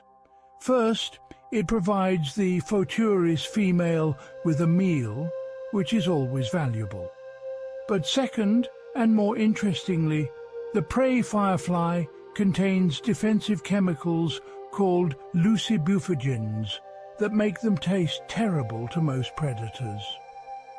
When the Photuris female eats a male firefly, she absorbs these defensive chemicals and incorporates them into her own body. She becomes toxic to her own predators. She is stealing not just food, but chemical defense from another species, using bioluminescence as the lure. Male fireflies have no defense against this deception. They are hardwired to respond to the flash pattern of their own species. When they see that pattern, they assume it is a female of their kind. By the time they realize their mistake, it is too late. The femme fatale firefly is a reminder that in nature every adaptation can be exploited, every communication system can be hacked, and even something as beautiful as firefly bioluminescence can be turned into a deadly trap. Now, while most firefly watching involves seeing individuals scattered across a field, there is a phenomenon so rare and so spectacular that people travel across the world to witness it. In a few special locations, certain firefly species can synchronize their flashing. Thousands of male fireflies flash on and off in perfect unison, creating a pulsing wave of light across the landscape. The most famous location for this in North America is the Great Smoky Mountains National Park along the border of Tennessee and North Carolina.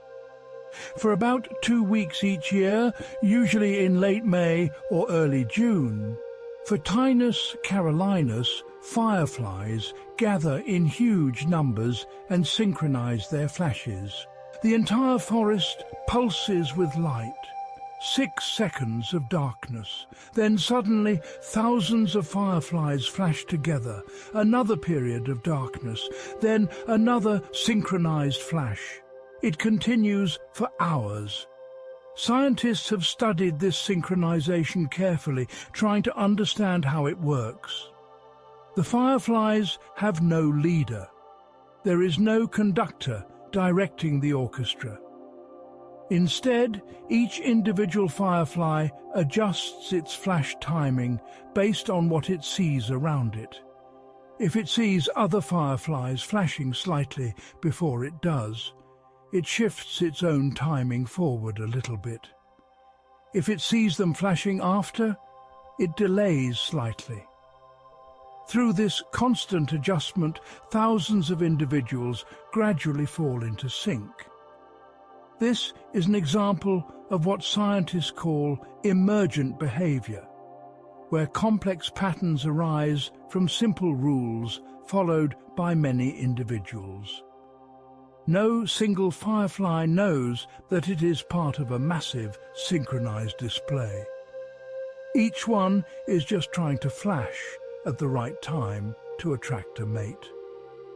But the cumulative effect is one of the most breathtaking natural spectacles on Earth. Other firefly species in other parts of the world also synchronize.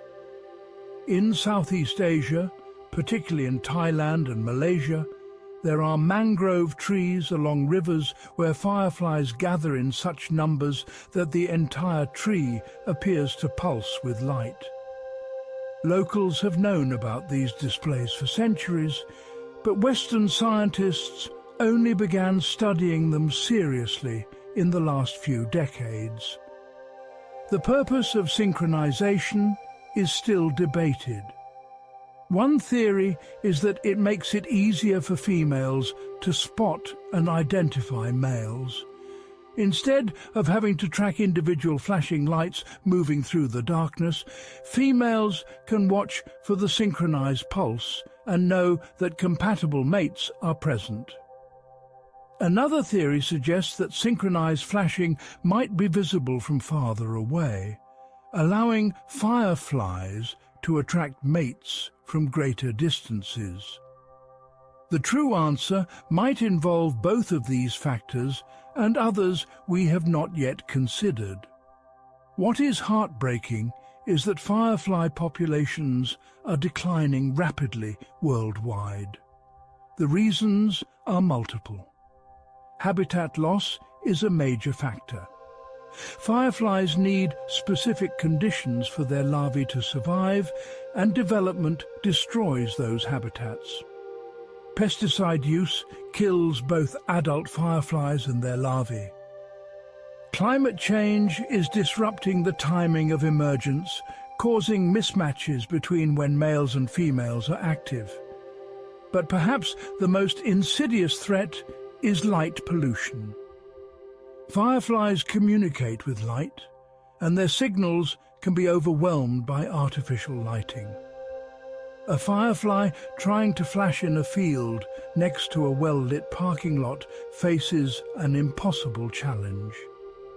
The females cannot see the male's flashes against the bright background. The males cannot see the female's responses. The entire communication system breaks down. Studies have shown that firefly populations are lower in areas with high light pollution. In some regions where fireflies were once common, they have disappeared entirely. This is tragic not just because we lose something beautiful, but because fireflies are indicators of ecosystem health. Where fireflies thrive, we know the environment is in good condition. Their absence suggests that something is wrong. There is some good news. Conservation efforts are underway. Some communities are creating dark sky ordinances to reduce light pollution. Property owners are being encouraged to let areas of their land remain wild for firefly habitat. Citizen science programs ask people to report firefly sightings, helping researchers track populations and identify areas that need protection. And people are responding because fireflies matter to us emotionally. They are part of summer. They are part of childhood. They connect us to nature in a direct, visceral way. When we see fireflies, we slow down. We pause. We watch.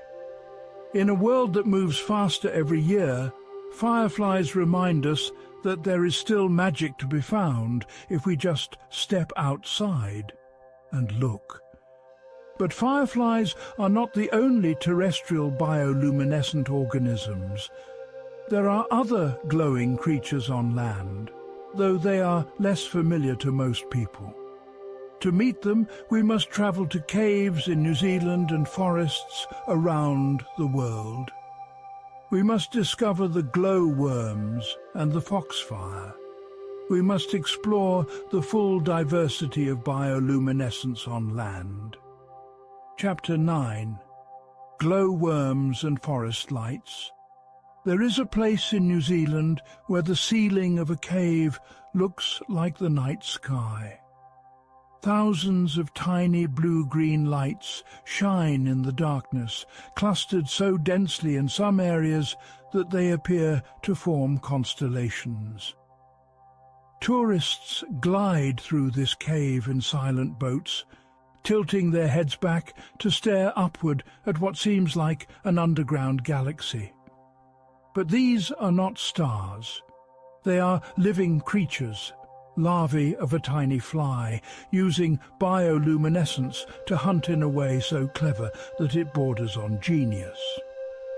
These are the famous Waitomo glowworms of New Zealand, though calling them glowworms creates immediate confusion because they are not worms at all. They are the larval stage of a fungus gnat, a small fly called Arachnocampa luminosa. The name means luminous spider worm, which is perhaps even more confusing, but it does hint at the creature's hunting strategy. Let me explain how this remarkable animal makes its living in the darkness of the cave. The larva hatches from an egg on the cave ceiling. It immediately begins to construct a nest made of silk and mucus. From this nest, it hangs dozens of thin silk threads downward like fishing lines dangling into the void below. But these are not ordinary threads. Each one is covered with tiny, sticky droplets of mucus that shine faintly in any light. The threads can hang down as much as 16 inches, creating a curtain of sticky traps beneath the larva. Now comes the bioluminescence. The glowworm has specialized light organs at the end of its abdomen called Malpighian tubules. These organs produce a blue-green glow continuously through the same basic chemical process we have seen again and again. Luciferin and luciferase combine with oxygen to create light. The larva cannot turn this light on and off like a firefly can. Instead, it glows constantly all night long for the entire 9 to 12 months it spends in larval form. Why does it glow? The light attracts flying insects. Inside the dark cave, any source of light becomes a beacon. Small flies, mosquitoes and moths flying through the cave see the glowworm's light and navigate toward it, perhaps mistaking it for the cave entrance or simply drawn to it by instinct. As they fly closer, they encounter the hanging silk threads. The sticky droplets trap them. They struggle, but the struggling only entangles them further. The glowworm feels the vibration of the struggling insect transmitted up the silk thread.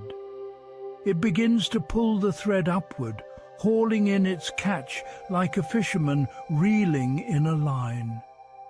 Eventually, the prey reaches the glowworm's nest, and the glowworm eats it. The entire strategy is elegant in its simplicity. Glow to attract, trap with sticky threads, haul up the catch, consume, repeat. The blue-green color of the light is not random. This wavelength is particularly attractive to the flying insects that the glowworm preys upon. Evolution has tuned the bioluminescence to exactly the frequency that best lures in food. A glowworm producing red light or yellow light would catch far fewer insects. The blue-green glow is optimized through millions of years of trial and error. What makes this even more fascinating is that the glowworms can adjust their light intensity based on how hungry they are. A well-fed larva glows dimly. A hungry larva glows more brightly, casting a wider net for potential prey. The mechanism for this adjustment is not fully understood, but it likely involves controlling the oxygen supply to the light organs, similar to how fireflies control their flashing. The glowworms also respond to disturbance by dimming their lights. If you shine a flashlight at them or make loud noises, they go dark. This is probably a defensive response. In nature, predators are often associated with light or vibration. By going dark when disturbed, the glowworm reduces its visibility to potential threats. After a few minutes of quiet darkness, the glowworms gradually brighten again, resuming their patient hunting. The Waitomo caves are famous, but glowworms exist in caves throughout New Zealand and also in Australia. Each cave system has its own population, and the density of glowworms varies. Some caves have just a few scattered lights. Others, like the Waitomo caves, have such dense populations that the ceiling appears to be solid with bioluminescence. These high-density caves have become significant tourist attractions, generating income that helps fund conservation efforts. But tourism brings its own challenges. Too many visitors can raise the carbon dioxide levels in the cave, which affects the glowworms. Humidity changes from body heat and breathing can impact their survival. Even the noise and light from boats and tours can stress the populations. Cave managers must balance the economic benefits of tourism against the need to protect these fragile ecosystems. Some caves have limited visiting hours. Others restrict the number of tourists allowed in at one time. Now let us shift our attention from caves to forests. In woods around the world, particularly in tropical and temperate regions, another form of bioluminescence appears on dark, damp nights. This light comes not from animals, but from fungi, from mushrooms that glow with an eerie green light that makes the forest floor look enchanted. There are about 80 known species of bioluminescent fungi found on every continent except Antarctica. Some grow on dead wood, slowly decomposing fallen logs and branches. Others grow at the base of living trees. A few species appear on the forest floor among leaves and moss. They all share the ability to produce light through the familiar chemical reaction we have explored throughout our journey. The most commonly asked question about bioluminescent mushrooms is why they glow at all. Unlike fireflies using light to find mates or anglerfish using light to hunt, the purpose of fungal bioluminescence was mysterious for a long time. Fungi reproduce through spores, microscopic particles that drift through the air. They do not have eyes to see light. They do not hunt prey. What possible advantage could glowing provide? Recent research has provided an answer that makes perfect sense once you hear it. The mushrooms glow to attract insects that will help disperse their spores. Scientists set up experiments in forests where bioluminescent mushrooms grow. They created artificial mushrooms, some that glowed with LED lights and some that did not. They found that insects were strongly attracted to the glowing mushrooms. These insects land on the mushroom caps and walk around, picking up spores on their bodies. When they fly to another location, they carry those spores with them, spreading the fungus to new areas. The fungus has essentially recruited insects as unwitting partners in reproduction. The light is an advertisement that says, "Land here," and the insects comply, not knowing they are being manipulated into service as spore-spreading agents. The glow is usually brightest at night, which makes sense because that is when the nocturnal insects that the mushrooms target are most active. Some species glow continuously. Others have a rhythm, glowing brighter at certain times. The intensity can also vary based on environmental conditions like humidity and temperature, both of which affect the chemical reactions producing the light. One of the most famous bioluminescent fungi in North America is the honey mushroom, Armillaria mellea. While not all individuals of this species are bioluminescent, some populations glow beautifully on warm, humid nights. The honey mushroom is also famous for another reason. It can form enormous underground networks. The largest known organism on Earth is a honey mushroom colony in Oregon that covers over 2,000 acres and may be thousands of years old. Imagine such an organism glowing across its entire range on a dark autumn night. In Southeast Asia and South America, there are bioluminescent mushrooms that grow on bamboo and palms. Local people have known about these glowing fungi for generations, sometimes using them as natural lanterns or markers along forest paths. Children collect the glowing mushrooms and use them as toys. In some cultures, the appearance of bioluminescent mushrooms is considered a sign of good fortune or spiritual presence. There is also a phenomenon called foxfire that has fascinated humans for centuries. Foxfire is the glow produced by bioluminescent fungi growing on rotting wood. When conditions are right, a fallen log in the forest can glow with a soft, ghostly light. This glow appears suddenly, often after rain, and fades within a few days as the wood dries out. Foxfire appears in historical accounts from around the world. Ancient Roman naturalists wrote about glowing wood. Medieval Europeans told stories of ghostly lights in forests that they attributed to fairies or spirits.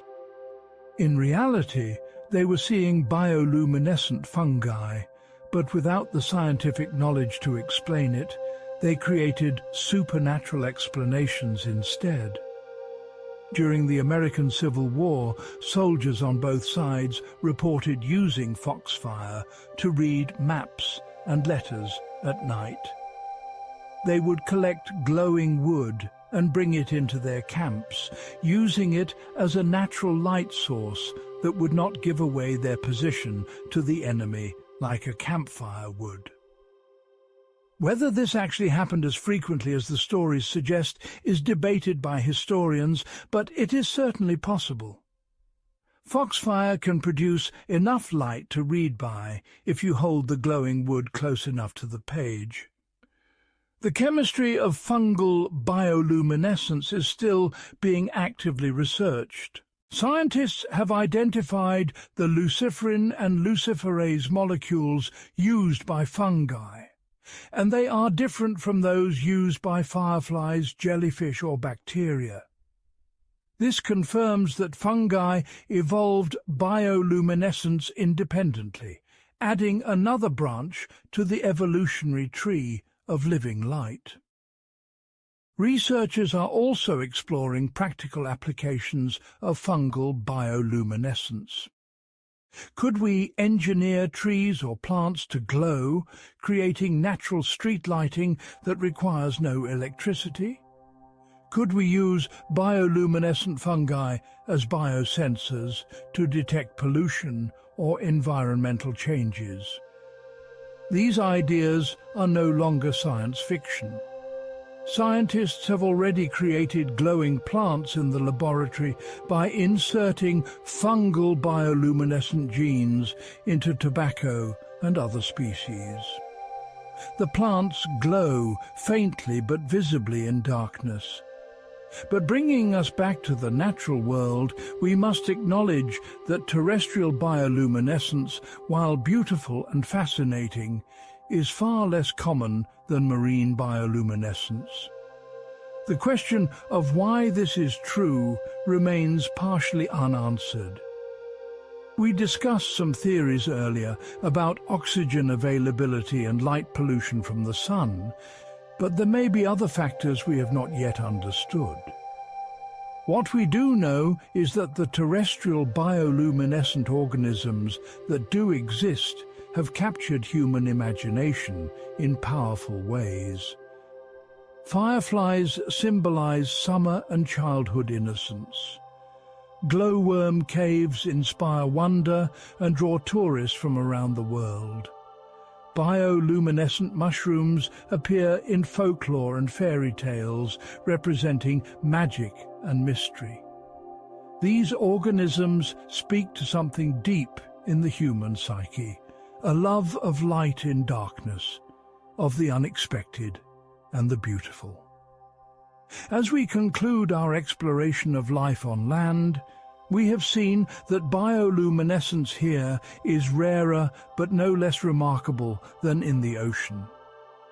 From the precise flash patterns of fireflies, to the patient hunting of glowworms, to the spore-spreading strategy of fungi, evolution has found ways to make light serve survival in diverse environments and for diverse purposes. But knowing how and where these organisms glow is only part of the story. We must now ask deeper questions.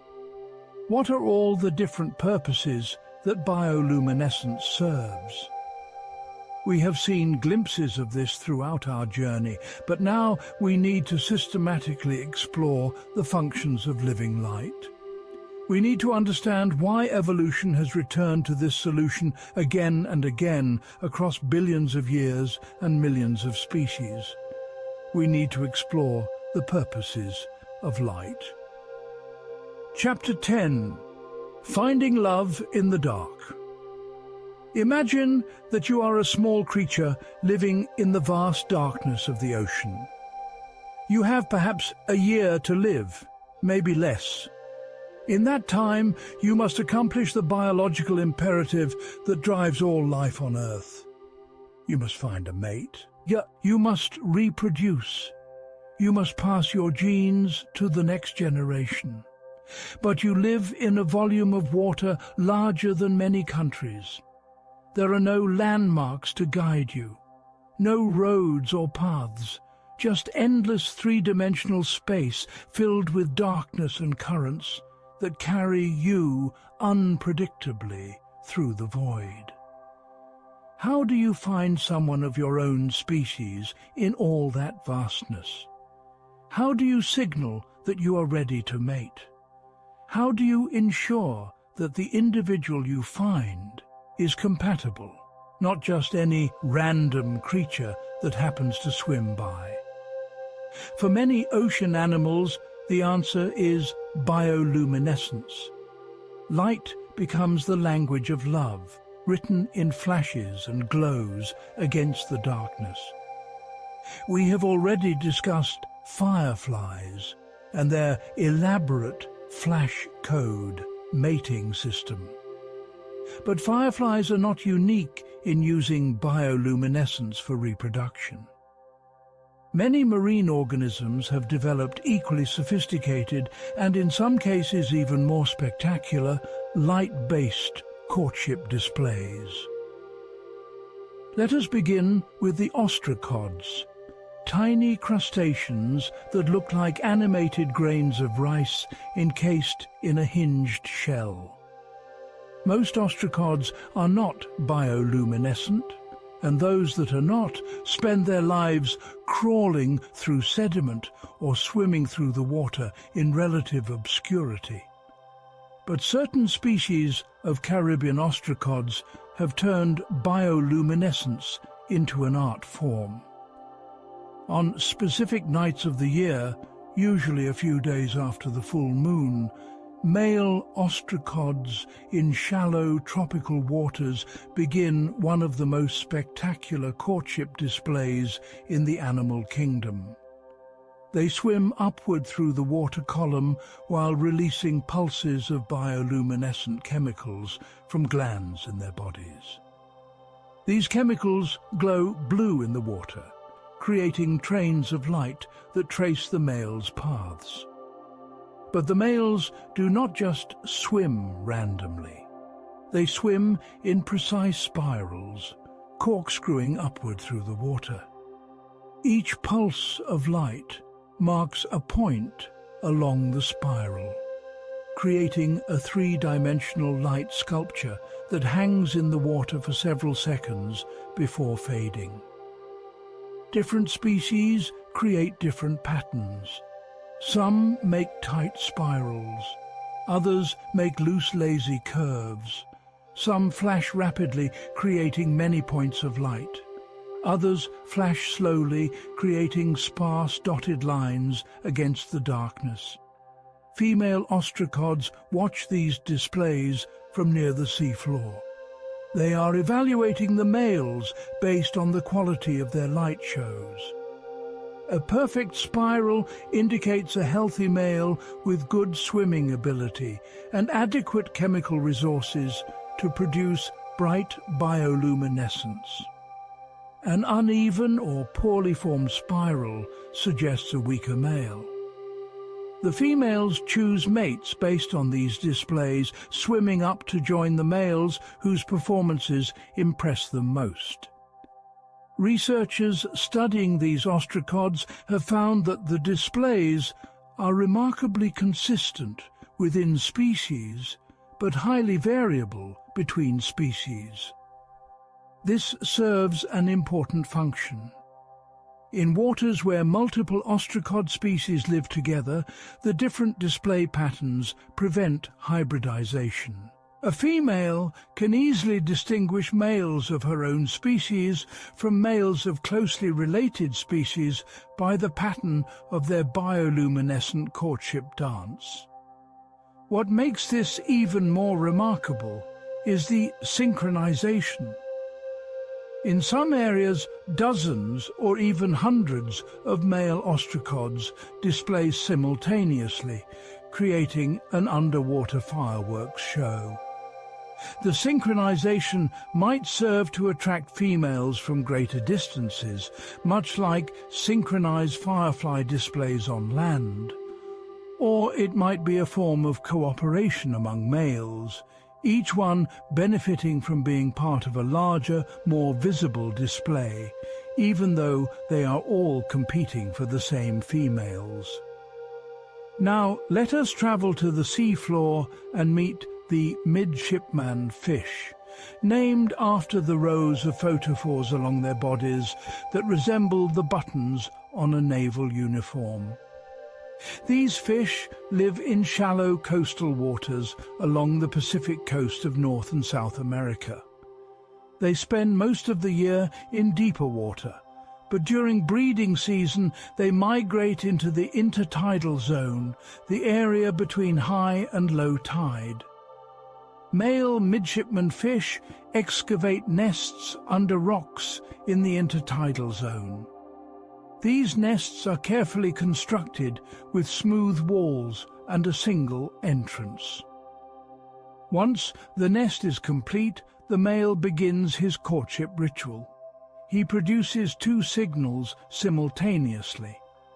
First, he makes a humming sound, a low-frequency vibration that can last for hours. This humming is so loud and persistent that in some coastal communities, residents complain about the noise during breeding season, describing it as similar to the sound of a distant motorboat. But sound is not the only signal. The male also activates his photophores, creating a glowing display along his body. The combination of sound and light makes him extremely conspicuous. Females in the area are attracted by these signals. They swim to the nest, inspect it and the male, and, if satisfied, enter the nest to lay their eggs. After the female leaves, the male guards the eggs, fanning them with his fins to keep fresh oxygenated water flowing over them. He continues to hum and glow, but now the purpose is different.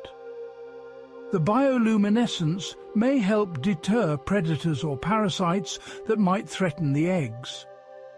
The male remains on guard until the eggs hatch and the young fish swim away, a period that can last several weeks, during which the male does not eat.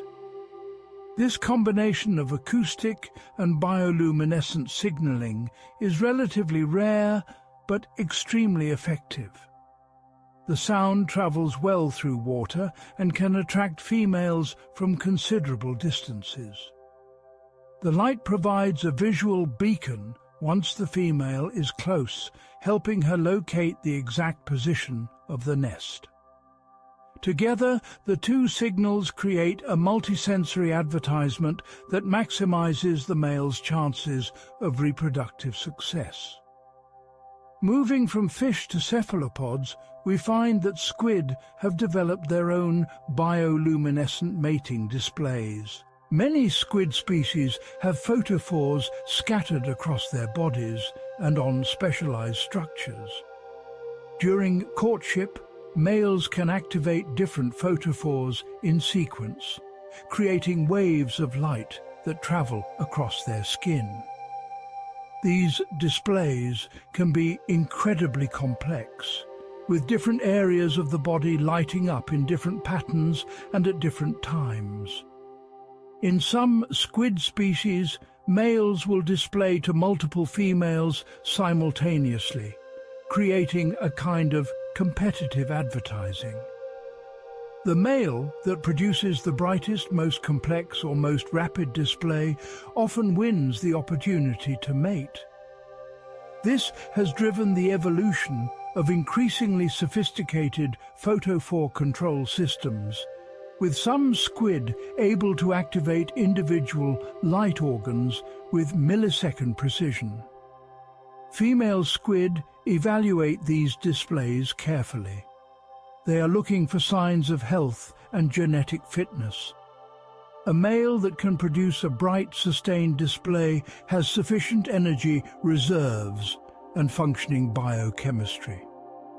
A male that can create complex patterns has a sophisticated nervous system capable of precise control. These traits suggest that the male has good genes, worth passing on to offspring. Some squid also use bioluminescence during actual mating. As the male transfers his sperm packet to the female, both individuals may flash and glow. The function of this mating-associated bioluminescence is unclear. It might serve to synchronize the behavior of the two individuals. It might deter other males from interfering, or it might simply be an unavoidable side effect of the arousal and excitement associated with mating. One particularly interesting aspect of bioluminescent sexual signaling is the problem of deception. We already discussed femme fatale fireflies that mimic the signals of other species to lure in prey. But deception can also occur within species. In some animals, smaller or less fit males mimic the signals of females to get close to actual females without having to compete with larger, more dominant males. This strategy, called female mimicry or sneaking, has been observed in several bioluminescent species. A small male will produce light signals that resemble female responses rather than male advertisements. This allows him to approach females without being attacked or driven away by larger males. Once close to a female, the sneaker male attempts to mate quickly before being discovered. The evolutionary dynamics of this system are fascinating. If sneaker males are too successful, they can actually change the mating system of the entire population. Dominant males must then evolve countermeasures, perhaps by developing better ways to distinguish between real females and mimicking males. This creates an evolutionary arms race between honest signalers and deceivers, driving the continued evolution of more complex and more difficult to fake signals. What all these examples share is the use of bioluminescence as a way to overcome the fundamental problem of finding mates in a vast, dark environment. Light travels quickly through water and air. It can be seen from great distances. It can encode complex information through patterns of flashing or steady glowing. And it can be produced on demand, allowing animals to signal only when they want to, rather than being visible constantly. The energy cost of bioluminescent courtship displays can be substantial. Producing luciferin and luciferase requires resources. Activating the light organs uses energy. For some animals, the courtship display might represent a significant fraction of their total energy budget. But this cost is worthwhile, because reproduction is the ultimate goal of any organism. An individual that conserves energy but fails to reproduce passes on 0 genes. An individual that spends energy on courtship and successfully mates pass on its entire genome. This is why sexual selection, the evolutionary pressure driven by mate choice, can produce such extreme and seemingly wasteful traits. The peacock's tail, the lion's mane, the elaborate songs of birds, all of these are costly to produce and maintain. But they exist because they help individuals attract mates. Bioluminescent courtship displays are the underwater and underground equivalents of these more familiar examples. And just like peacock tails and bird songs, bioluminescent displays can continue to evolve, becoming more elaborate and more costly over time. As long as individuals with better displays have more mating success, natural selection will favor the development of brighter lights, more complex patterns, and more sophisticated control systems. The only limits are the physical and chemical constraints of what is biologically possible. So the next time you see a firefly blinking on a summer evening, remember that you are witnessing sexual selection in action. That tiny insect is advertising its fitness, trying to stand out among dozens or hundreds of competitors, hoping to catch the attention of a choosy female watching from the grass below. The light is beautiful to us, but to the firefly it is a matter of reproductive life or death.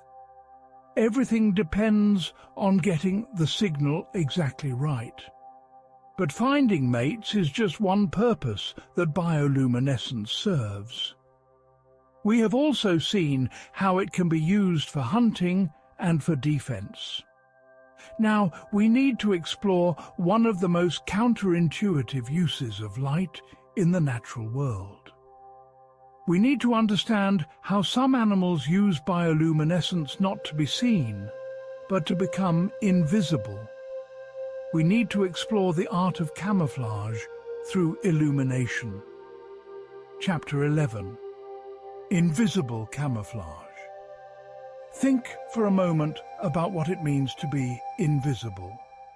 In stories and movies, invisibility usually means becoming completely transparent, allowing light to pass through you as if you were not there. But in the real world, in the ocean's twilight zone, where dim sunlight still filters down from above, invisibility works differently. It is not about becoming transparent. It is about matching the background so perfectly that predators looking at you cannot distinguish you from your surroundings. And remarkably, some animals achieve this invisibility by producing light. This seems like a contradiction. How can glowing make you invisible? Should not producing light make you more visible, not less?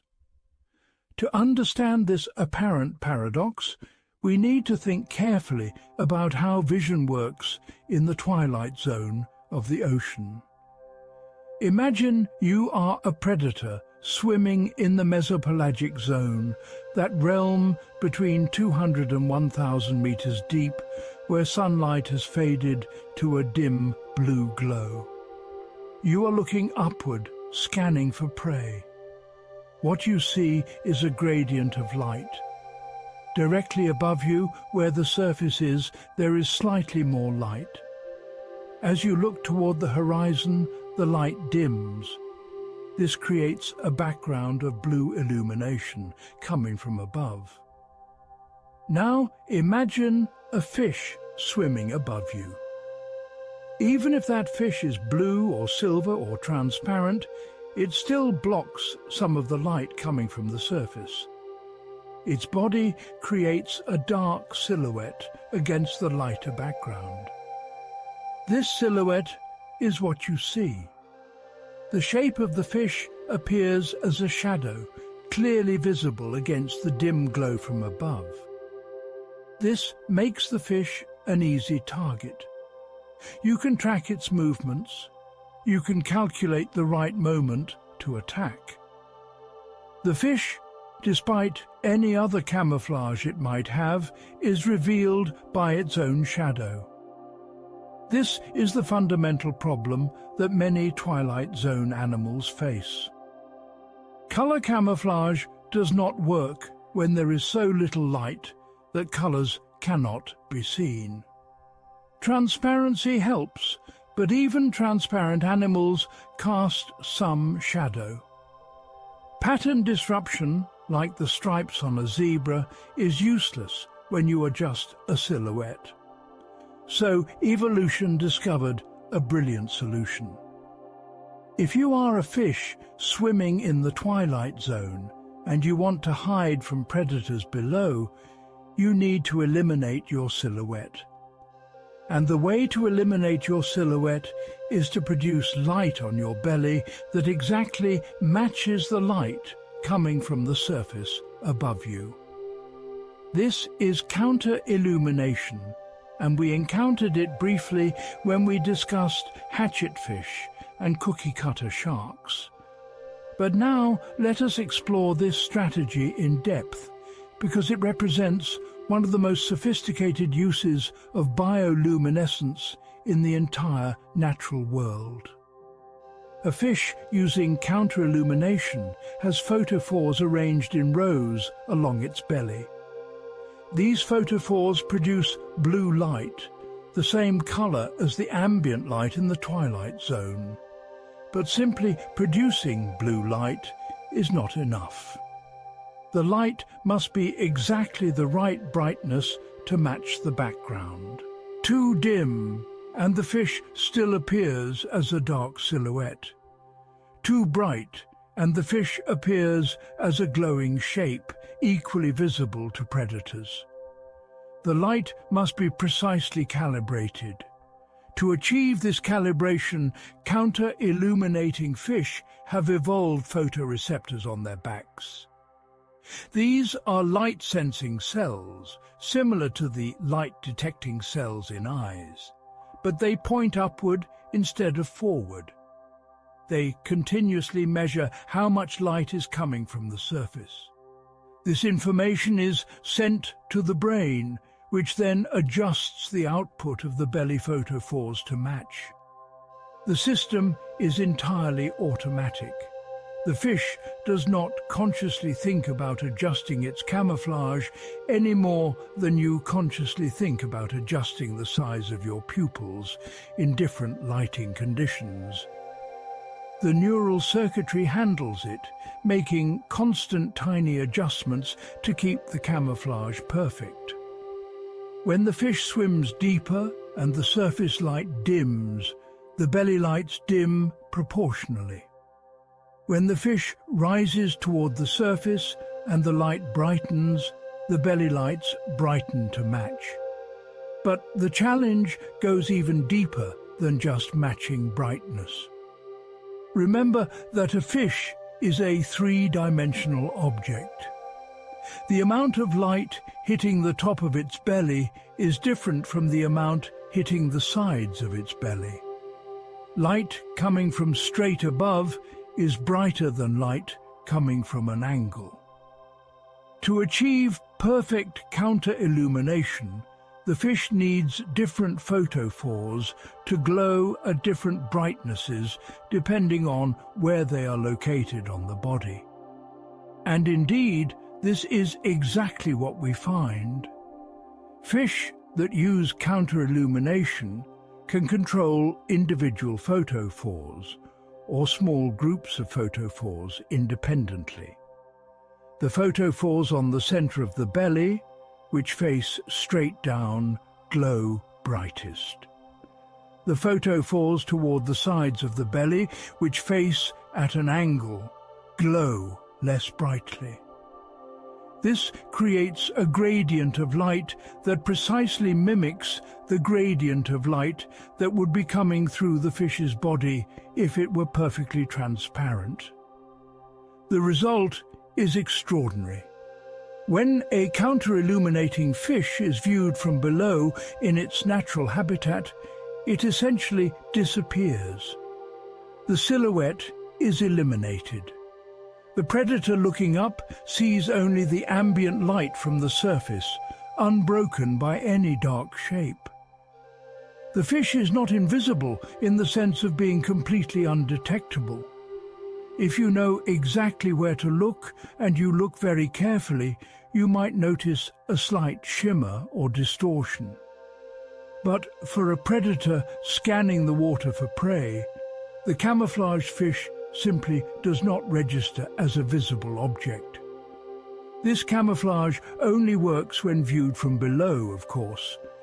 A predator looking at the fish from the side or from above would see it clearly. But most predators in the twilight zone hunt by looking upward, because that is where prey silhouettes are most visible. By making themselves invisible from below, counter-illuminating animals protect themselves from the most common direction of attack. The energy cost of maintaining this camouflage is not trivial. The fish must constantly produce luciferin and luciferase. It must keep its photophores active, glowing continuously for as long as it remains in the twilight zone. But this cost is worth paying because the alternative is being easily visible to every predator in the area. A fish that saved energy by turning off its counter-illumination would very quickly become someone's meal. What is perhaps most remarkable about counter-illumination is its evolutionary sophistication. This is not a simple defensive response like flashing when attacked. This is a complex, continuously operating system that requires precise sensory input, neural processing, and motor output coordinated across the entire body. The fact that this system has evolved multiple times independently in fish, squid, and shrimp demonstrates how powerful the selective pressure must be. Being visible from below in the twilight zone is such a severe disadvantage that evolution repeatedly invented this elaborate solution. Now, some animals take counter-illumination even further by adding dynamic adjustment for swimming angle. When a fish tilts its body, the pattern of light hitting it changes. A fish swimming horizontally receives light differently than a fish swimming at an upward or downward angle.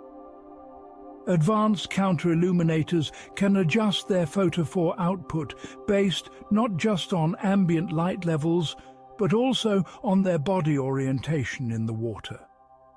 This requires an even more sophisticated neural system. The fish must have sensors that detect body angle, perhaps using gravity sensors in its inner ear or fluid-filled chambers. This information must be integrated with the light-level information from the dorsal photoreceptors. The brain must then calculate the correct photophore output for the current orientation and ambient light level. All of this happens automatically and continuously as the fish swims. Let me give you an analogy that might help you appreciate the complexity of what we are discussing. Imagine you are trying to hide in a room where the lighting is constantly changing. Sometimes bright, sometimes dim, sometimes from one direction, sometimes from another.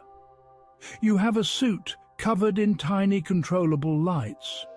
Your job is to adjust those lights in real time so that you always match the brightness and color of the background behind you, as seen from one specific direction. You must do this automatically without thinking about it, while also performing other tasks like finding food and avoiding obstacles. This is essentially what a counter-illuminating fish does, every moment of every day. There is also the question of whether counter-illumination can be used offensively rather than just defensively. We discussed the cookie-cutter shark earlier, which uses counter-illumination with a clever twist. It makes most of its belly glow, but leaves a small dark patch near its throat. From below, this dark patch looks like a small fish swimming in open water.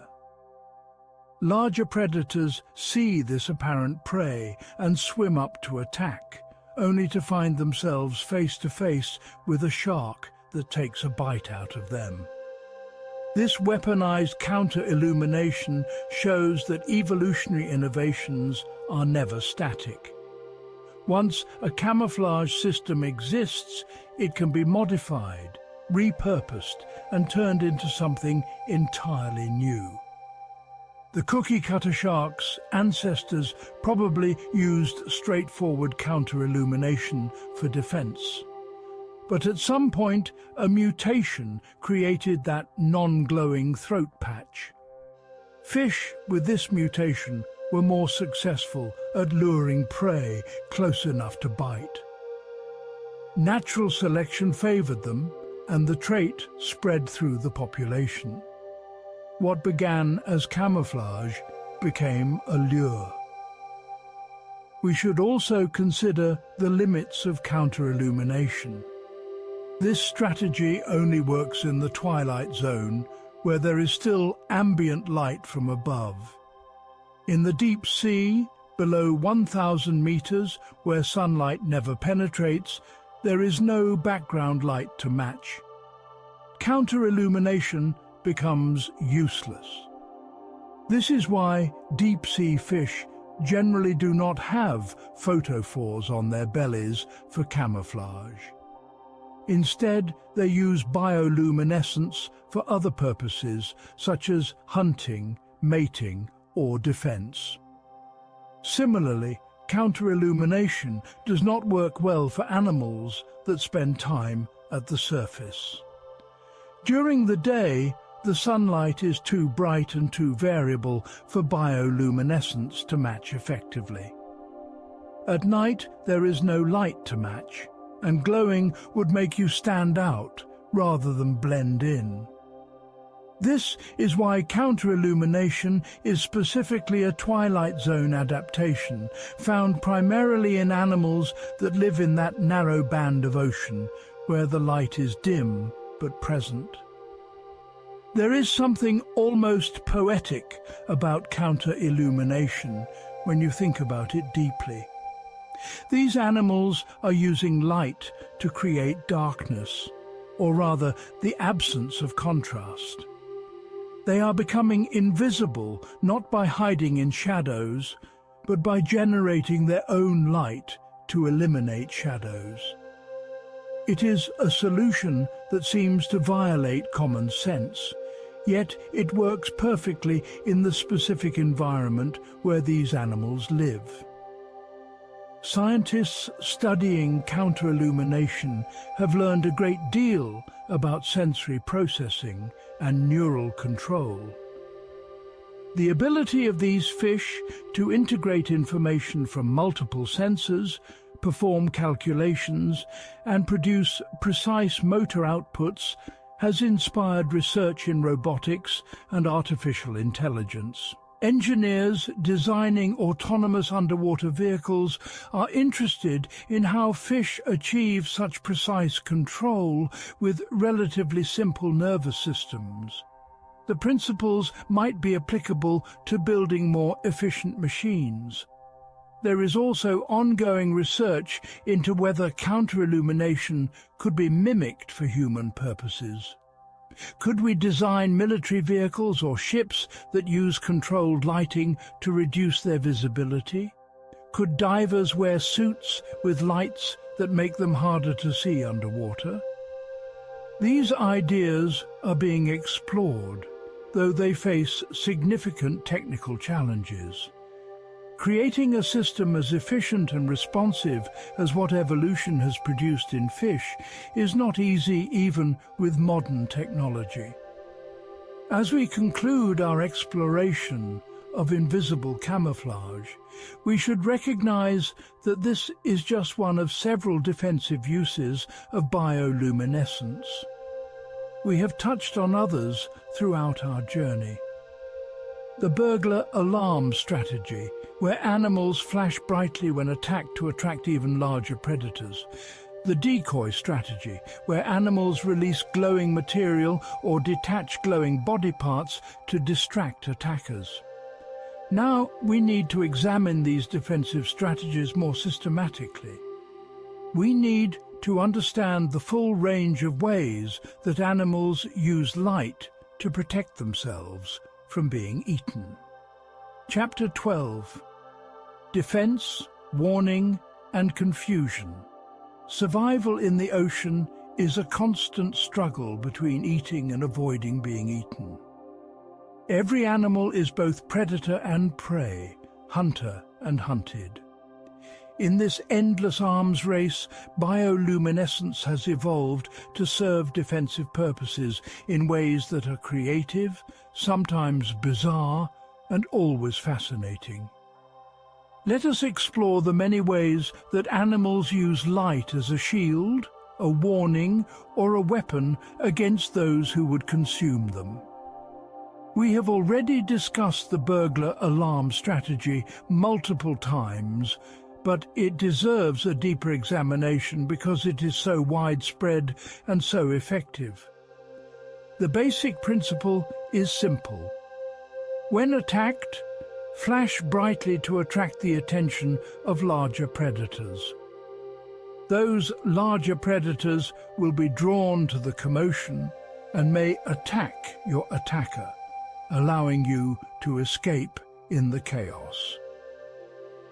This strategy relies on several assumptions about ocean ecology. First, there must be larger predators in the area who are actively looking for food. Second, those predators must be able to see bioluminescence and must be attracted to it. Third, the light must be bright enough and sustained enough to actually draw their attention before you are consumed. And fourth, the arrival of the larger predator must create enough confusion or threat that your immediate attacker abandons you. Remarkably, all these conditions are often met in the ocean, especially in the twilight zone and deeper waters. Predators are everywhere, constantly searching for their next meal. Most predators can see blue-green bioluminescence well because their eyes have evolved specifically for the light conditions in their environment. A bright flash in the darkness is like ringing a dinner bell, and predators are opportunistic.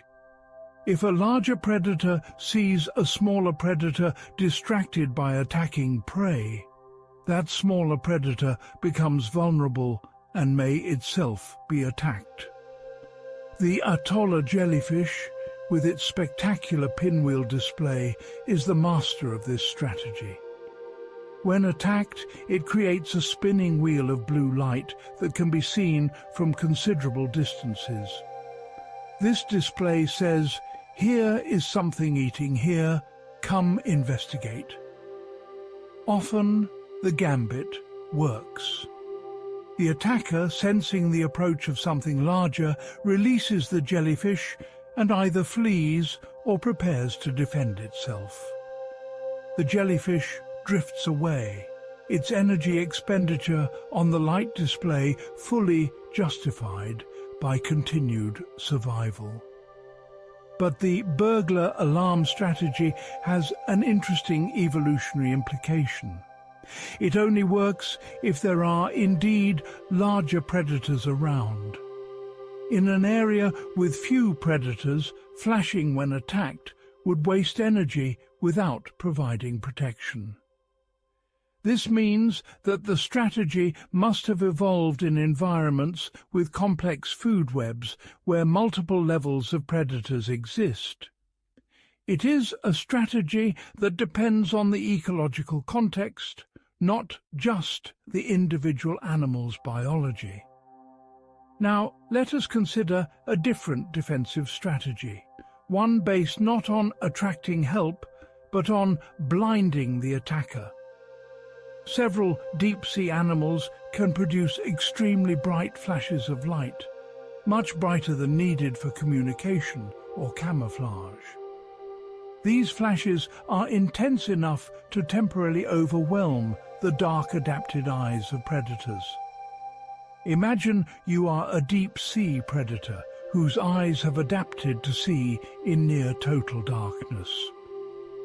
Your visual pigments are extremely sensitive to even the faintest light. This sensitivity is necessary for survival, allowing you to detect the dim bioluminescence of prey. But this same sensitivity makes you vulnerable to bright flashes. When a prey animal suddenly produces an intense burst of light directly in front of you, your eyes are temporarily blinded.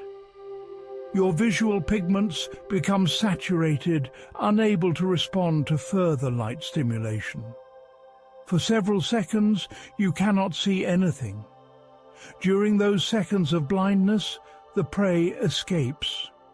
By the time your vision recovers, the prey is gone, vanished into the darkness. This defensive flash is like a living flashbulb, and it is used by several species of shrimp, squid, and fish. The energy cost is high because producing very bright light requires a lot of luciferin and luciferase reacting very quickly. But again, the cost is worthwhile if it saves your life. Some animals combine the blinding flash with another defensive mechanism. Certain squid, when attacked, produce a bright flash while simultaneously releasing a cloud of ink. The ink cloud does not provide much visual concealment in the darkness, but it contains chemicals that interfere with the predator's sense of smell and taste. So the predator is hit with a double assault. Its eyes are blinded by light, and its chemical senses are jammed by the ink. By the time it recovers from both, the squid has escaped. Then there is the sacrificial decoy strategy, which we have mentioned but not fully explored. The basic idea is to give the predator something to attack while you escape. But the key to making this work is ensuring that the decoy is more attractive or more accessible than you are. Bioluminescence solves this problem beautifully. When a brittle star is attacked, it detaches one or more arms. Those arms continue to writhe and glow brightly. To the predator, These glowing, moving arms appear to be prey trying to escape. The predator's attention locks onto the decoy. It attacks the arms, perhaps consuming them, while the brittle star itself crawls away in the darkness with its remaining arms. Eventually, the detached arms stop glowing as their energy reserves are depleted. By that time, the brittle star is far away and beginning the slow process of regenerating its lost limbs. The vampire squid's glowing mucus cloud is another example of the decoy strategy. The predator sees a spreading cloud of light and assumes the squid is somewhere within that cloud. It attacks the cloud, biting at the glowing particles, while the squid drifts silently away outside the illuminated area. The mucus costs energy to produce, but less energy than regenerating lost body parts, and much less than being eaten entirely. What makes these decoy strategies work is the predator's hardwired hunting behavior. Predators are programmed to attack movement, to attack light in the darkness, to pursue anything that appears to be fleeing. These instincts have been honed over millions of years of evolution. They work well most of the time, allowing predators to catch genuine prey efficiently. But prey animals have evolved to exploit these same instincts, using bioluminescence to create false targets that trigger the predator's attack response while the real target escapes. Now we must discuss warning coloration and its bioluminescent equivalent. On land, many poisonous or toxic animals advertise their danger with bright colors. Poison dart frogs are brilliantly colored. Coral snakes have striking red, yellow, and black bands. Monarch butterflies have orange and black wings. These colors say, "Do not eat me, I am toxic." Predators that ignore this warning and eat the toxic prey become sick. They learn to associate the bright colors with unpleasant experiences and avoid those prey in the future. In the deep sea, where colors cannot be seen, some toxic animals use bioluminescence as warning signals instead of bright pigmentation. They glow to advertise their toxicity. This might seem counterintuitive. Why make yourself visible if predators are looking for you? But the strategy works because predators learn. A predator that attacks a glowing toxic animal and gets sick will remember the association between that particular pattern of bioluminescence and illness. It will avoid similar glowing patterns in the future. For this strategy to work evolutionarily, there must be some predators that survive the encounter with the toxic prey. If the toxin always killed the predator, there would be no learning, no memory of the warning signal to pass on through experience. So many toxic animals are not lethally poisonous. They are just unpleasant enough that predators survive, but wish they had not eaten that particular meal. Those surviving predators become educated about which glowing patterns to avoid. There is also evidence of mimicry in bioluminescent warning signals, similar to how harmless snakes sometimes mimic the color patterns of venomous snakes. Non-toxic animals might produce bioluminescent patterns that resemble those of toxic species, gaining protection without actually being poisonous. This is called Batesian mimicry, named after the naturalist Henry Walter Bates, who first described it in butterflies. The effectiveness of Batesian mimicry depends on the toxic models being more common than the harmless mimics. If too many harmless animals mimic the warning signal, predators will learn that the signal is unreliable and will stop avoiding it. But when the ratio is right, harmless mimics get free protection simply by looking like something dangerous. Another defensive use of bioluminescence is creating confusion through complex rapid light displays.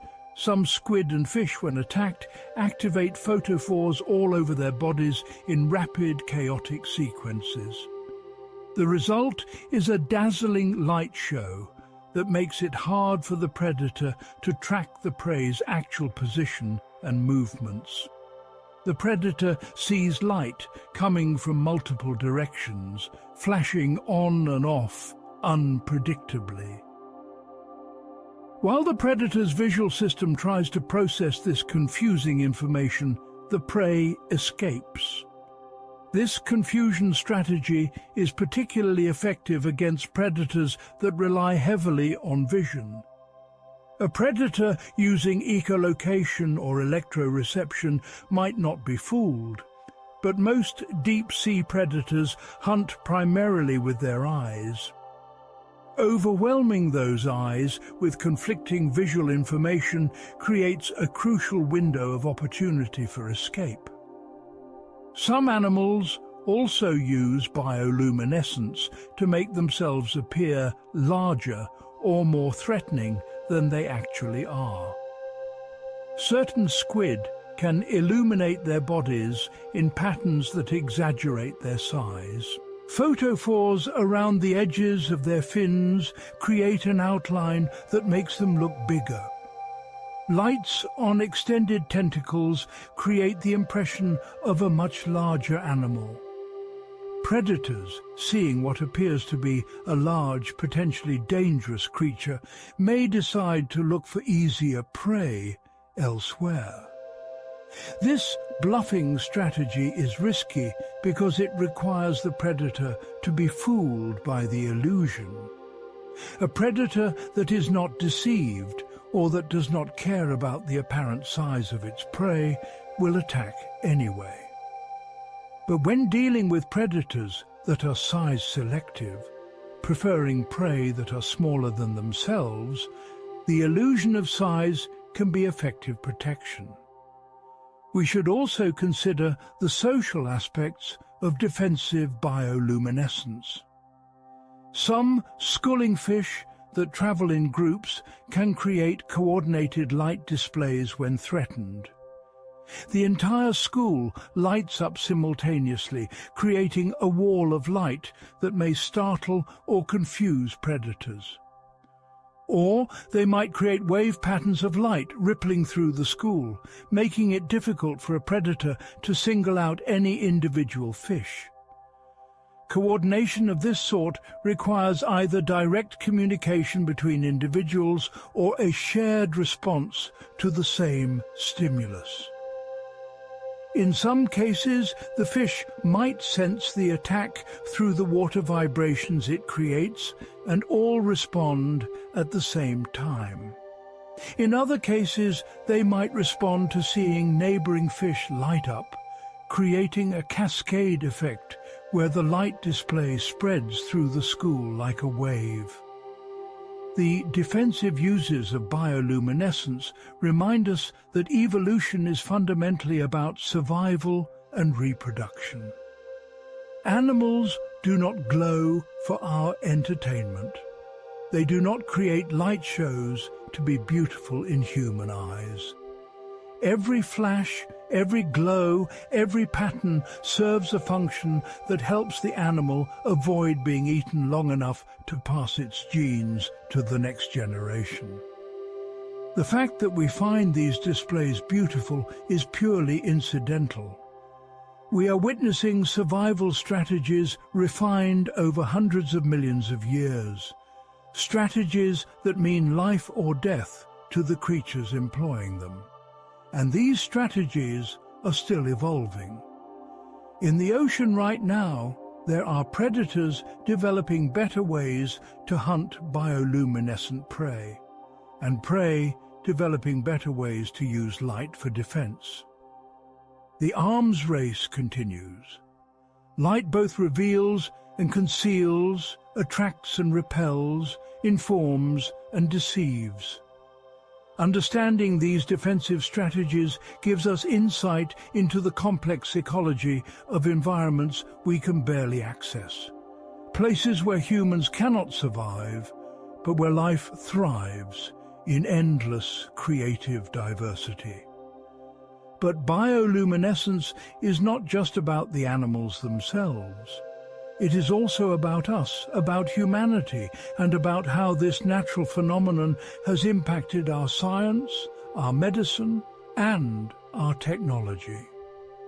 The relationship between humans and bioluminescence is deeper than you might imagine. We have learned from glowing creatures. We have used their biology to solve our own problems. And we are now at the beginning of an era where bioluminescence might change the world in ways we are only starting to imagine. Chapter 13. Medical Miracles. In the early 1990s, a scientist named Martin Chalfie was facing a problem that biologists had struggled with for decades. He wanted to watch what happened inside living cells.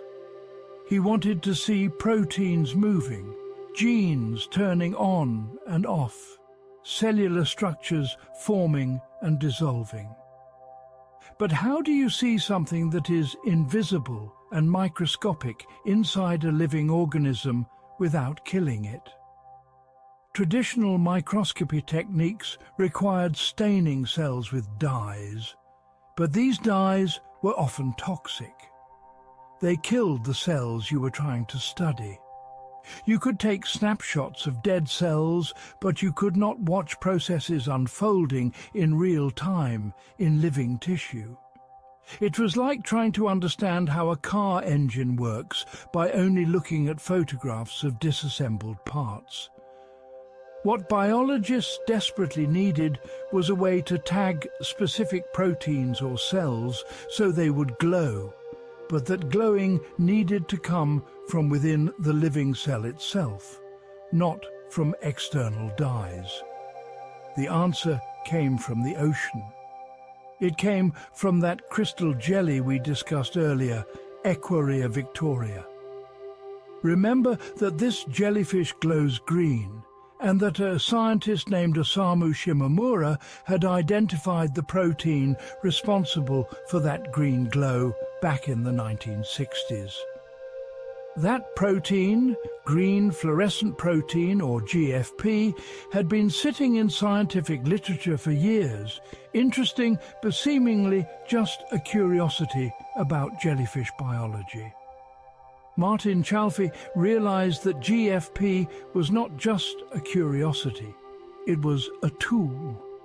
The gene that codes for GFP could be isolated from jellyfish DNA and inserted into other organisms.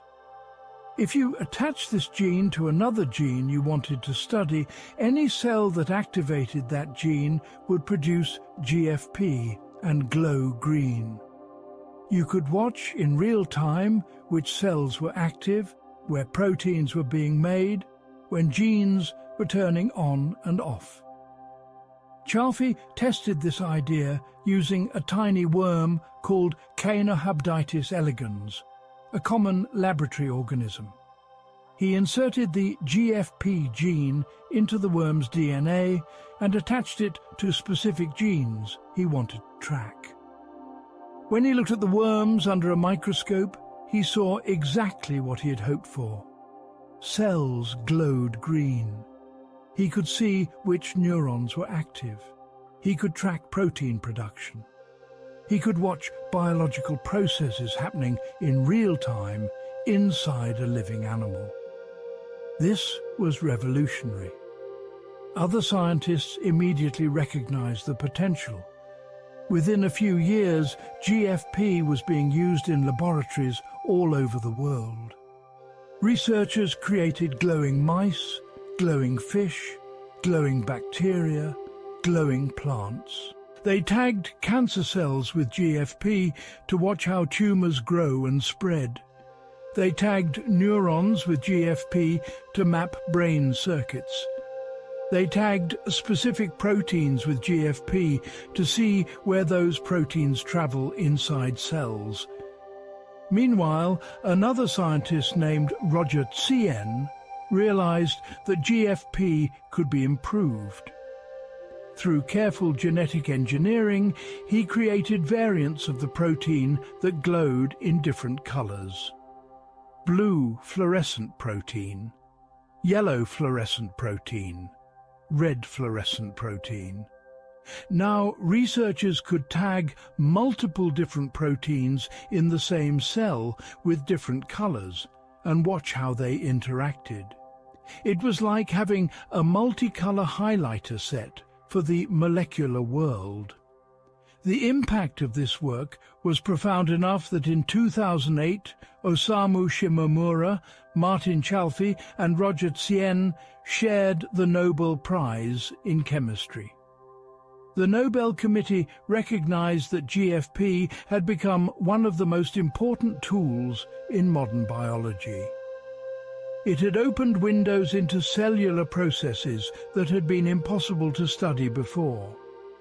And it all started with a jellyfish making cold light in the Pacific Ocean. But GFP is just one example of how bioluminescence has contributed to medical science. Let us explore others. Consider luciferase, the enzyme that catalyzes the light-producing reaction in fireflies and other organisms. Scientists have found numerous uses for luciferase in medicine and research.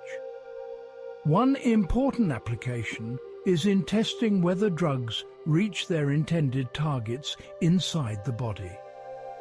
Imagine you have developed a new cancer treatment. You need to know if the drug actually gets to the tumor or if it is being broken down or filtered out before it arrives. One way to test this is to attach luciferase to the drug molecules.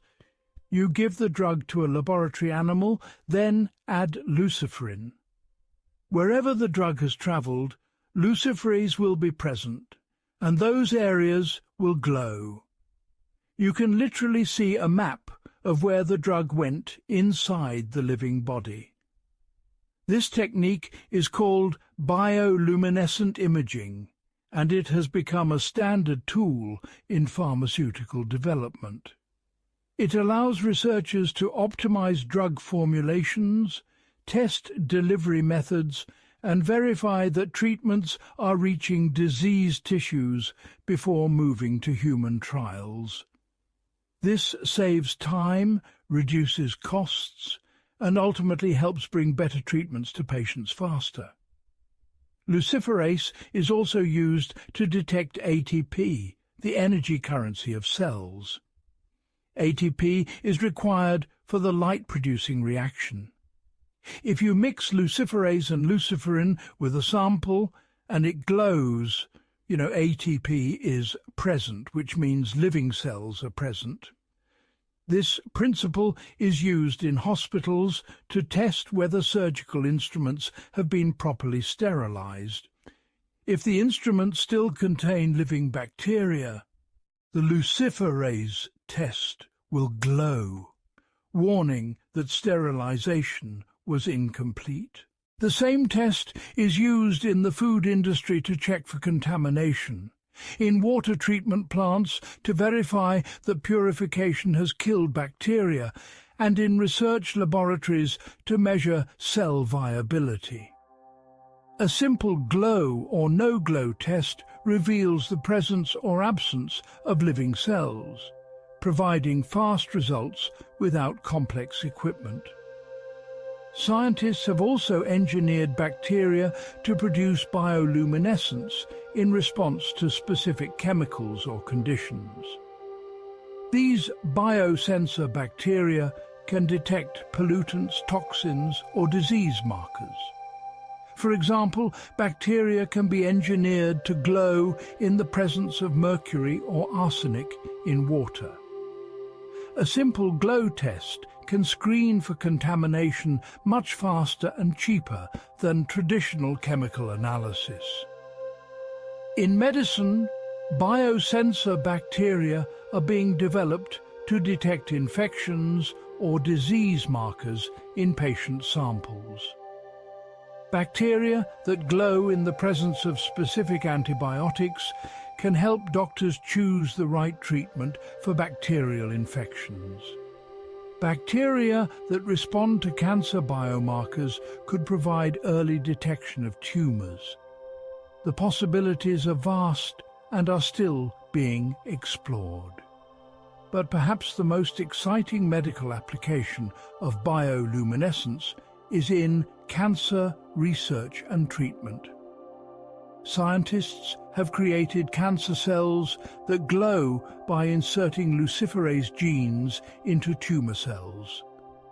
When these glowing cancer cells are transplanted into laboratory animals, researchers can track tumor growth in real time without surgery or invasive procedures.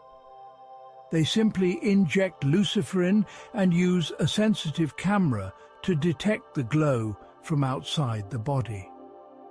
This allows researchers to test cancer treatments quickly and accurately. Does this drug shrink the tumor? Watch the glow diminish? Does that treatment prevent metastasis? Watch to see if new glowing spots appear in other parts of the body.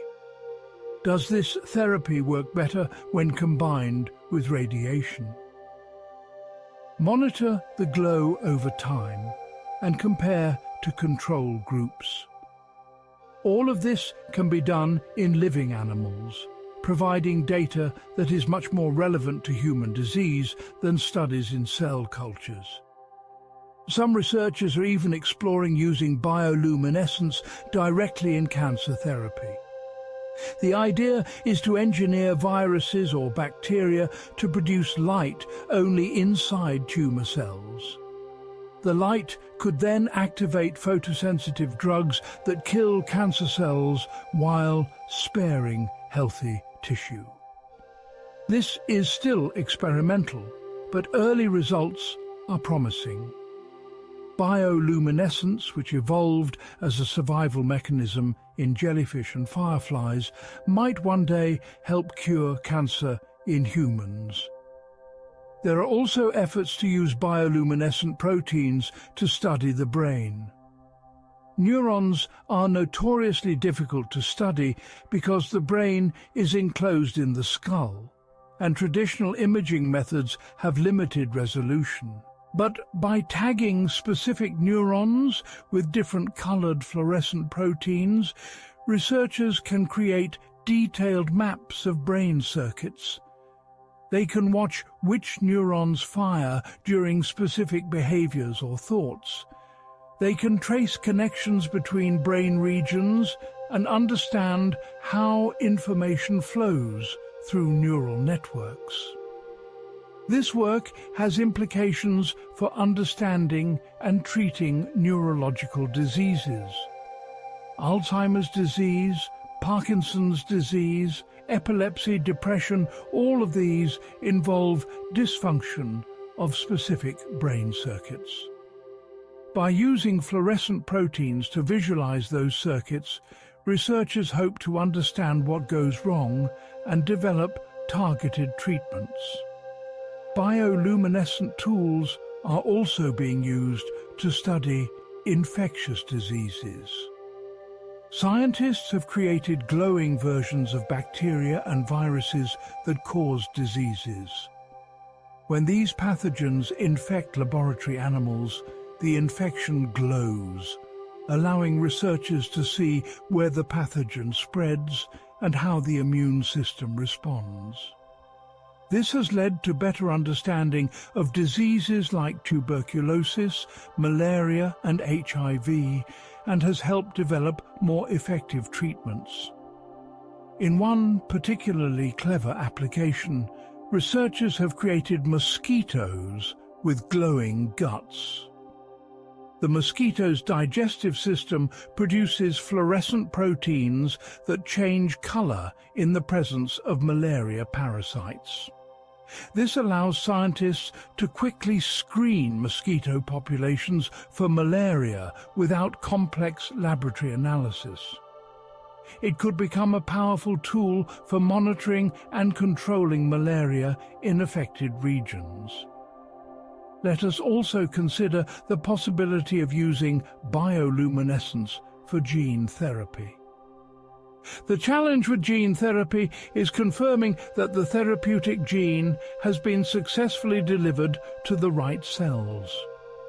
By attaching a fluorescent protein gene to the therapeutic gene, doctors can verify that the treatment worked.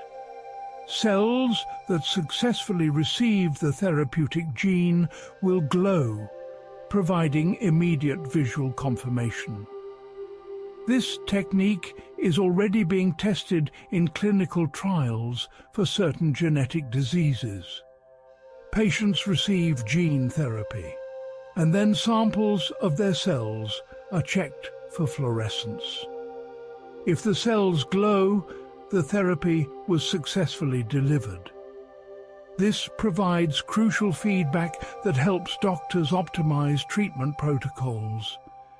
There is even research into creating bioluminescent medical implants. Imagine a sensor implanted in your body that glows when certain conditions are met, like when blood sugar drops too low or when inflammation indicates an infection. The glow could be detected through the skin with a simple scanner, providing continuous health monitoring without blood tests or invasive procedures. This technology is still in early development, but the principles are sound. Now, let us think bigger. What if we could use bioluminescence to create glowing plants that replace electric lights? Scientists have already demonstrated that this is possible. By inserting genes for fungal bioluminescence into plants, they have created tobacco plants and other species that glow visibly in darkness. The glow is currently dim, not bright enough for practical illumination, but it proves the concept works. Researchers are working to make the glow brighter and more efficient. If successful, we might one day have glowing trees lining streets instead of electric street lamps. Glowing houseplants that provide ambient lighting in homes. Glowing crops that help farmers monitor plant health. The energy cost would be minimal because the plants would produce their own fuel through photosynthesis. The environmental impact would be minimal because there would be no electricity generation required. This might sound like science fiction, but remember that green fluorescent protein seemed like an obscure curiosity when it was first discovered. Nobody imagined it would revolutionize biology and win a Nobel Prize. The same could be true for bioluminescent plants or any other application of living light that we have not yet imagined.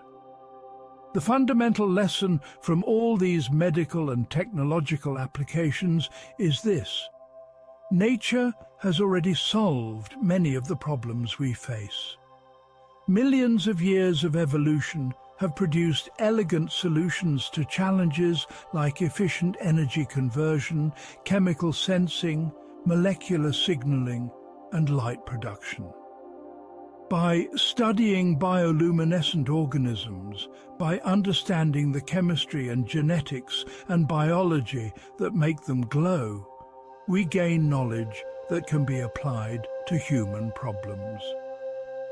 This is why protecting bioluminescent organisms and their habitats matters not just for aesthetic or ecological reasons, but for practical human benefit. Every species that goes extinct might be carrying genetic information that could have led to medical breakthroughs. Every ecosystem we destroy might contain organisms with biological innovations we have not yet discovered. The glowing creatures of the ocean and forest are not just beautiful wonders. They are libraries of genetic information, repositories of solutions refined over hundreds of millions of years of evolution. And we are only beginning to read those libraries. We are only starting to understand what bioluminescence can teach us. Which brings us to an uncomfortable truth. While we are learning from these organisms, we are also destroying their habitats at an alarming rate. The very creatures that have given us such powerful tools for medicine and research are in decline. We must talk about conservation, about the threats facing bioluminescent organisms, and about what we can do to protect them. We must discuss conservation through wonder. Chapter 14. Conservation through Wonder. There is a bay in Puerto Rico that is dying. Mosquito Bay, the bioluminescent bay we discussed earlier, the brightest glowing bay on Earth, is dimming. The dinoflagellates that once made the water glow so brightly that you could read a book by their light are declining in numbers. On some nights now, the glow is faint, a pale shadow of what it once was. Scientists and conservationists are working desperately to understand why and to reverse the decline before this natural wonder disappears forever. The threats are multiple and interconnected. Pollution from nearby development washes into the bay, carrying chemicals that harm the delicate dinoflagellates. Boat traffic stirs up sediment from the bottom, clouding the water and disrupting the ecosystem. Sunscreen and insect repellent from swimmers introduce compounds that the microscopic organisms cannot tolerate.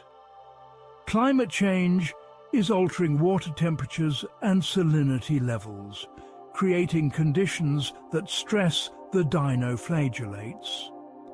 And most insidious of all, light pollution from the surrounding area interferes with the dinoflagellates' biology in ways scientists are still trying to understand. This is not just happening in Puerto Rico. Bioluminescent bays around the world are in trouble. Some have already gone dark completely. Others are shadows of their former brilliance. The problem is that these ecosystems are fragile. They exist only where specific conditions align. They require shallow, protected water. They need the right balance of nutrients, not too much and not too little. They need mangroves or other vegetation around the edges to provide habitat and filter runoff. They need darkness at night. When any of these conditions change, the dinoflagellates cannot adapt quickly enough. The populations crash and the glow disappears. What makes this particularly tragic is that these bioluminescent bays bring tremendous value to local communities. Tourists travel from around the world to kayak through glowing water. This tourism generates income, supports local businesses, and creates jobs. When managed sustainably, these bays can be economic assets as well as natural wonders. But when they are overused or inadequately protected, they degrade and eventually lose both their ecological value and their economic value. Conservation efforts are underway.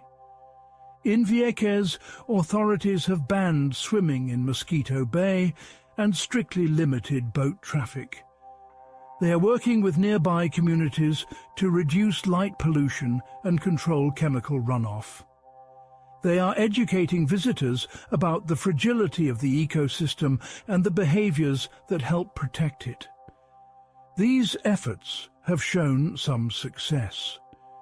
The bay is not as bright as it was decades ago, but it has stabilized and may be slowly recovering. But the challenge is that protection requires sustained commitment and resources. It requires political will to enforce regulations. It requires community cooperation to change behaviors. It requires scientific monitoring to detect problems early. And it requires education so that people understand why these protections matter. This brings us to a crucial insight about conservation. People protect what they value, and people value what amazes them. When someone kayaks through Mosquito Bay and sees the water explode into blue light with every paddle stroke, when they watch fish swim beneath them, leaving glowing trails, when they scoop up water and see it sparkle in their hands, they experience wonder. That experience creates an emotional connection to the ecosystem. That connection makes them care about protecting it.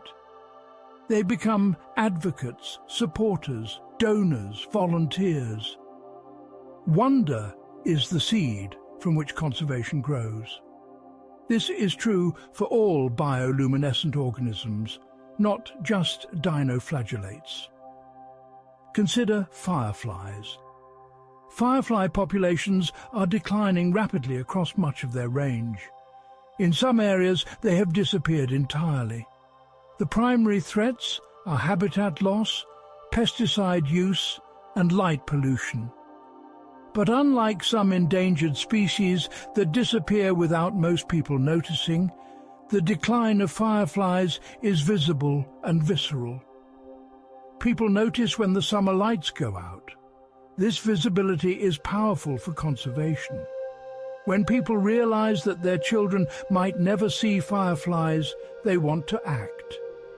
Homeowners reduce pesticide use in their yards. Communities pass ordinances to reduce light pollution. Property owners preserve wild areas instead of mowing or developing them.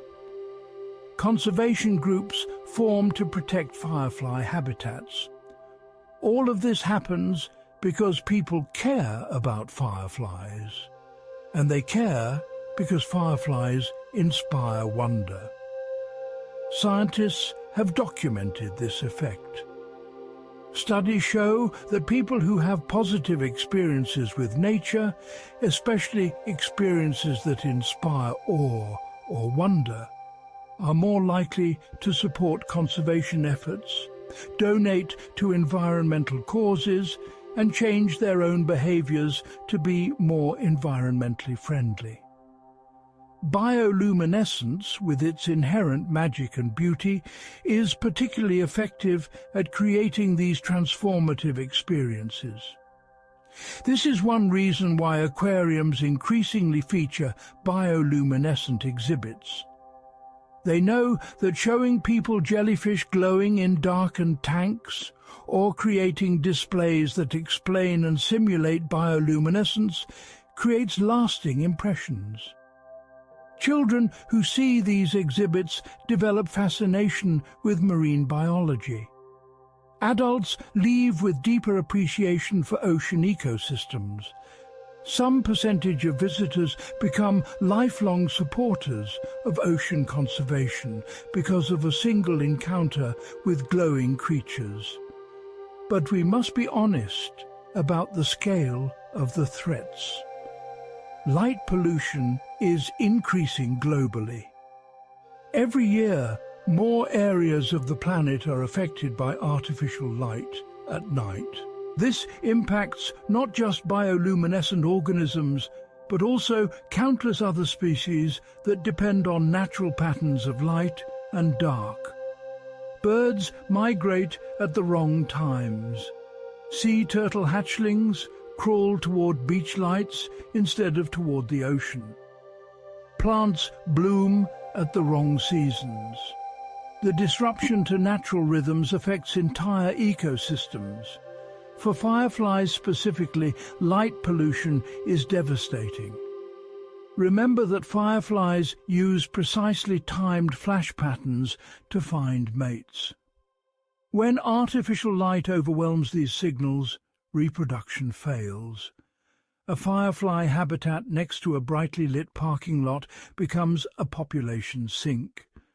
Adults emerge, try to mate, fail to find partners, and die without reproducing.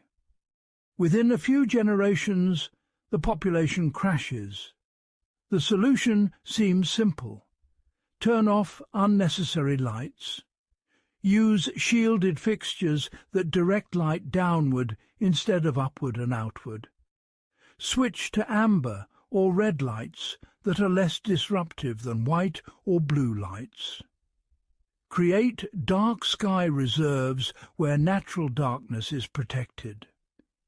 But implementing these solutions requires overcoming resistance from people who associate darkness with danger, from businesses that want bright signage, from municipalities that prioritize other concerns over ecological impact.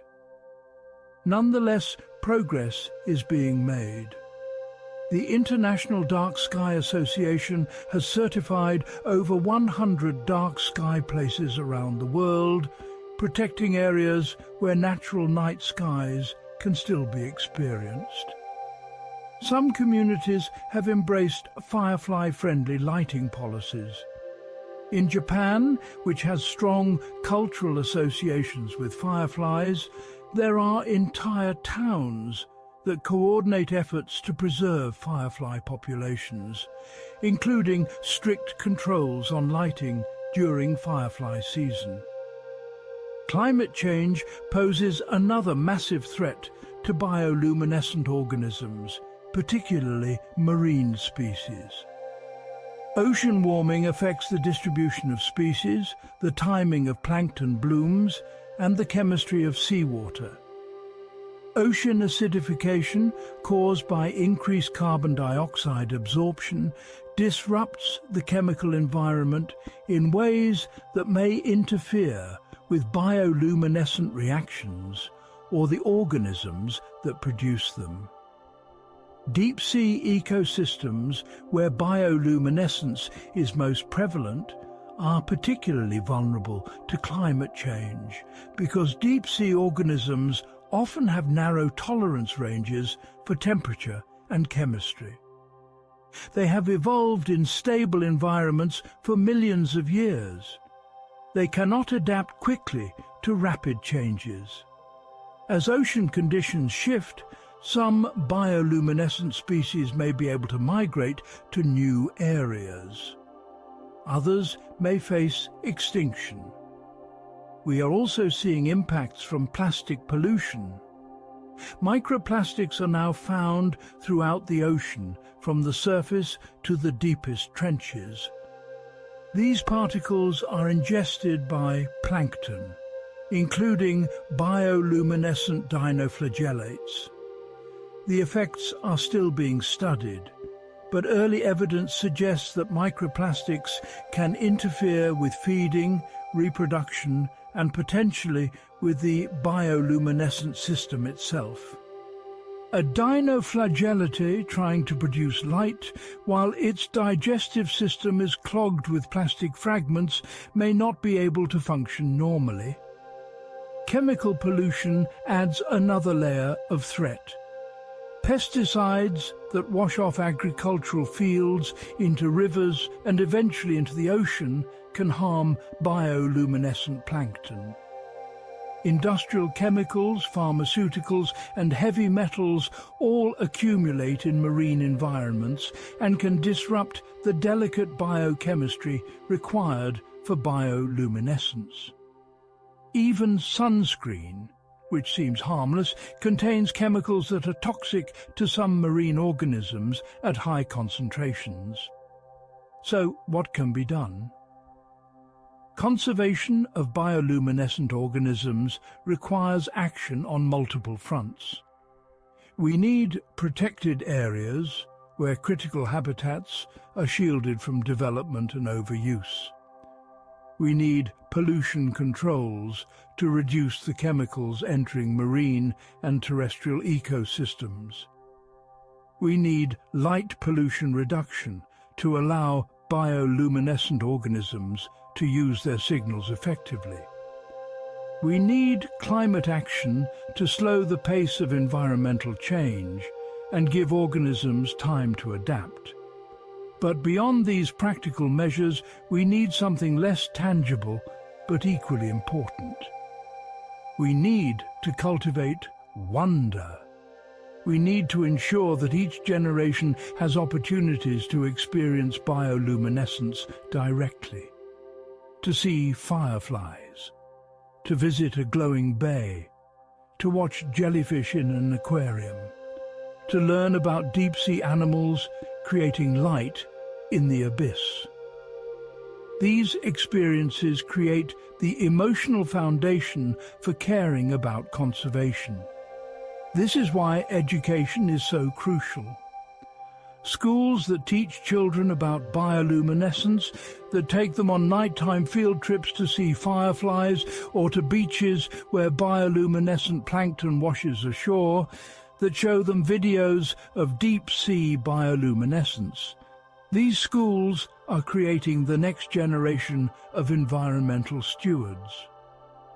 Children who learn to marvel at glowing creatures become adults who want to protect them. Citizen science programs play an important role as well. Projects that ask people to report firefly sightings, to monitor bioluminescent bay conditions, to participate in beach surveys. These programs engage the public directly in conservation research. Participants not only provide valuable data, but also develop personal investment in the outcomes. They are not just observers, but contributors, and that creates stronger commitment to protection. We should also recognize that indigenous and local communities often have deep knowledge of bioluminescent organisms in their regions. They have observed these creatures for generations. They know their behaviors, their seasonal patterns, their ecological relationships. Incorporating this traditional knowledge into conservation planning creates more effective and more culturally appropriate protection strategies. It also ensures that the people who live closest to these organisms and who may depend on them economically through tourism have a voice in how they are managed. There is reason for hope. When conservation is done thoughtfully, with community support and adequate resources, it works. Bioluminescent bays that were dimming have been restored. Firefly populations have rebounded in areas where habitat was protected and light pollution reduced. Deep-sea protected areas are preserving ecosystems we are only beginning to understand. But hope must be tempered with urgency. Climate change is accelerating. Development pressure is increasing. Every year that passes without strong conservation action is a year where more habitats are lost. More populations decline. More species move closer to extinction. The window for protecting bioluminescent biodiversity is closing. We do not have decades to decide. We need to act now, with the resources and commitment necessary to preserve these remarkable organisms for future generations. And this brings us to a final consideration. What have we not yet discovered? What forms of bioluminescence exist in unexplored parts of the planet? What can we still learn from these glowing creatures? The future of bioluminescence is not just about conservation. It is also about exploration, discovery, and the frontiers of knowledge that remain to be crossed. Let us venture into those frontiers together. Chapter 15. Future Frontiers. Right now, at this very moment, something is glowing in the deepest part of the ocean that no human has ever seen. In a trench 7 miles below the surface, in water so cold and under pressure so immense that it would crush a submarine like a tin can, there is an animal producing light. We do not know what this animal looks like. We do not know what species it is. We might not even know what family or order it belongs to. But we know with near certainty that it exists, because every single deep-sea expedition discovers new bioluminescent species. This is one of the most humbling facts about bioluminescence. Despite centuries of study, despite sophisticated technology and dedicated research efforts, we have barely scratched the surface of understanding the diversity and distribution of living light on Earth.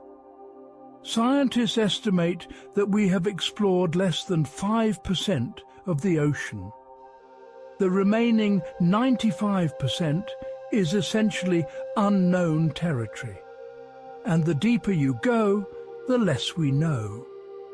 Every time a research vessel deploys a remotely operated vehicle into the deep sea, the cameras capture animals that have never been documented before.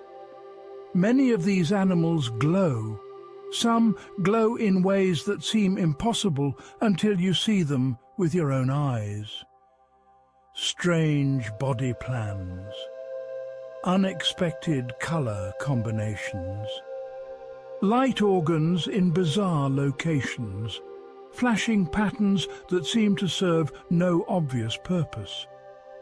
The deep ocean is a museum of bioluminescent innovations, and we have only seen a tiny fraction of the collection. Consider the technology we use to explore these depths. The most advanced deep-sea submersibles can only stay down for a few hours at a time. They can only observe a small area, essentially the space illuminated by their lights or captured by their cameras. Imagine trying to understand an entire continent by driving through it at night with your headlights on, stopping occasionally to look around with a flashlight. That is roughly the level of sampling we have achieved in the deep ocean. It is not surprising that we keep discovering new things. And there are hints that we are missing entire categories of bioluminescence. For instance, most deep-sea cameras and human eyes are sensitive to blue and green light because that is what most marine bioluminescence produces. But what if some deep-sea animals produce ultraviolet light or infrared light, wavelengths outside our normal detection range? We would never see them using conventional equipment. They could be all around us, signaling to each other in a spectrum we cannot perceive, and we would be completely unaware. Some scientists are beginning to explore this possibility. They are deploying sensors that can detect a broader range of wavelengths. Early results are intriguing but inconclusive. There are anomalous readings that might indicate ultraviolet bioluminescence, or might just be noise in the data. More research is needed, but the possibility is tantalizing. We might be missing an entire dimension of bioluminescent communication happening right in front of us. There are also questions about the evolution of bioluminescence that remain unanswered. We know that it evolved independently dozens of times, but we do not fully understand what genetic and environmental conditions need to align for this to happen. Is there something about marine environments that particularly favors the evolution of bioluminescence? Are there genetic pathways that make it easier for some lineages to develop light production than others? Could we predict which groups of organisms might evolve bioluminescence in the future? Genetic studies are beginning to provide insights. By comparing the genomes of bioluminescent and non-bioluminescent species, researchers can identify the genes responsible for light production and trace their evolutionary history. Sometimes they find that seemingly unrelated organisms are using very similar genes, suggesting either convergent evolution or horizontal gene transfer, where genes move between species through mechanisms other than normal reproduction.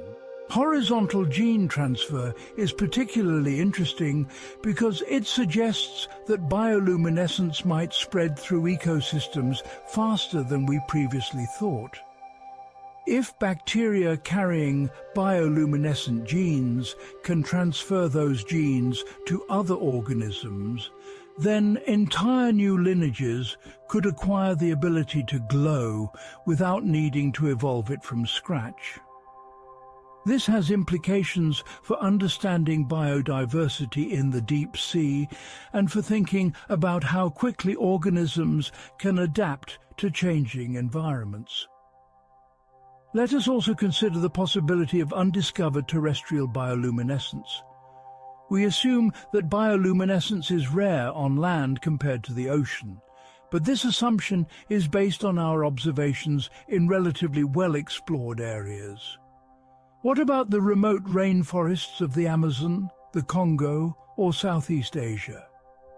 What about cave systems that have never been fully surveyed? What about extreme environments like deserts or high mountains where few biologists have looked for glowing organisms? There are credible reports from explorers and local people of glowing phenomena in remote areas that have never been scientifically documented. Trees that glow faintly at night, mysterious lights in deep caves, insects or other creatures with luminescence that does not match any known species. Most of these reports remain anecdotal, but some deserve serious investigation. The history of biology is filled with examples of organisms that were dismissed as myth or exaggeration until they were finally documented and studied. Then there is the question of bioluminescence on other planets. As we search for life beyond Earth, should we expect to find bioluminescent organisms? The answer depends on whether the evolutionary pressures that favor bioluminescence on Earth would also exist elsewhere. If a planet has oceans and darkness at depth, counter-illumination and other light-based strategies might evolve there just as they did here. If a planet has limited sunlight, perhaps because it orbits a dim star, bioluminescence might be even more important than it is on Earth. Astrobiologists are beginning to think seriously about these questions.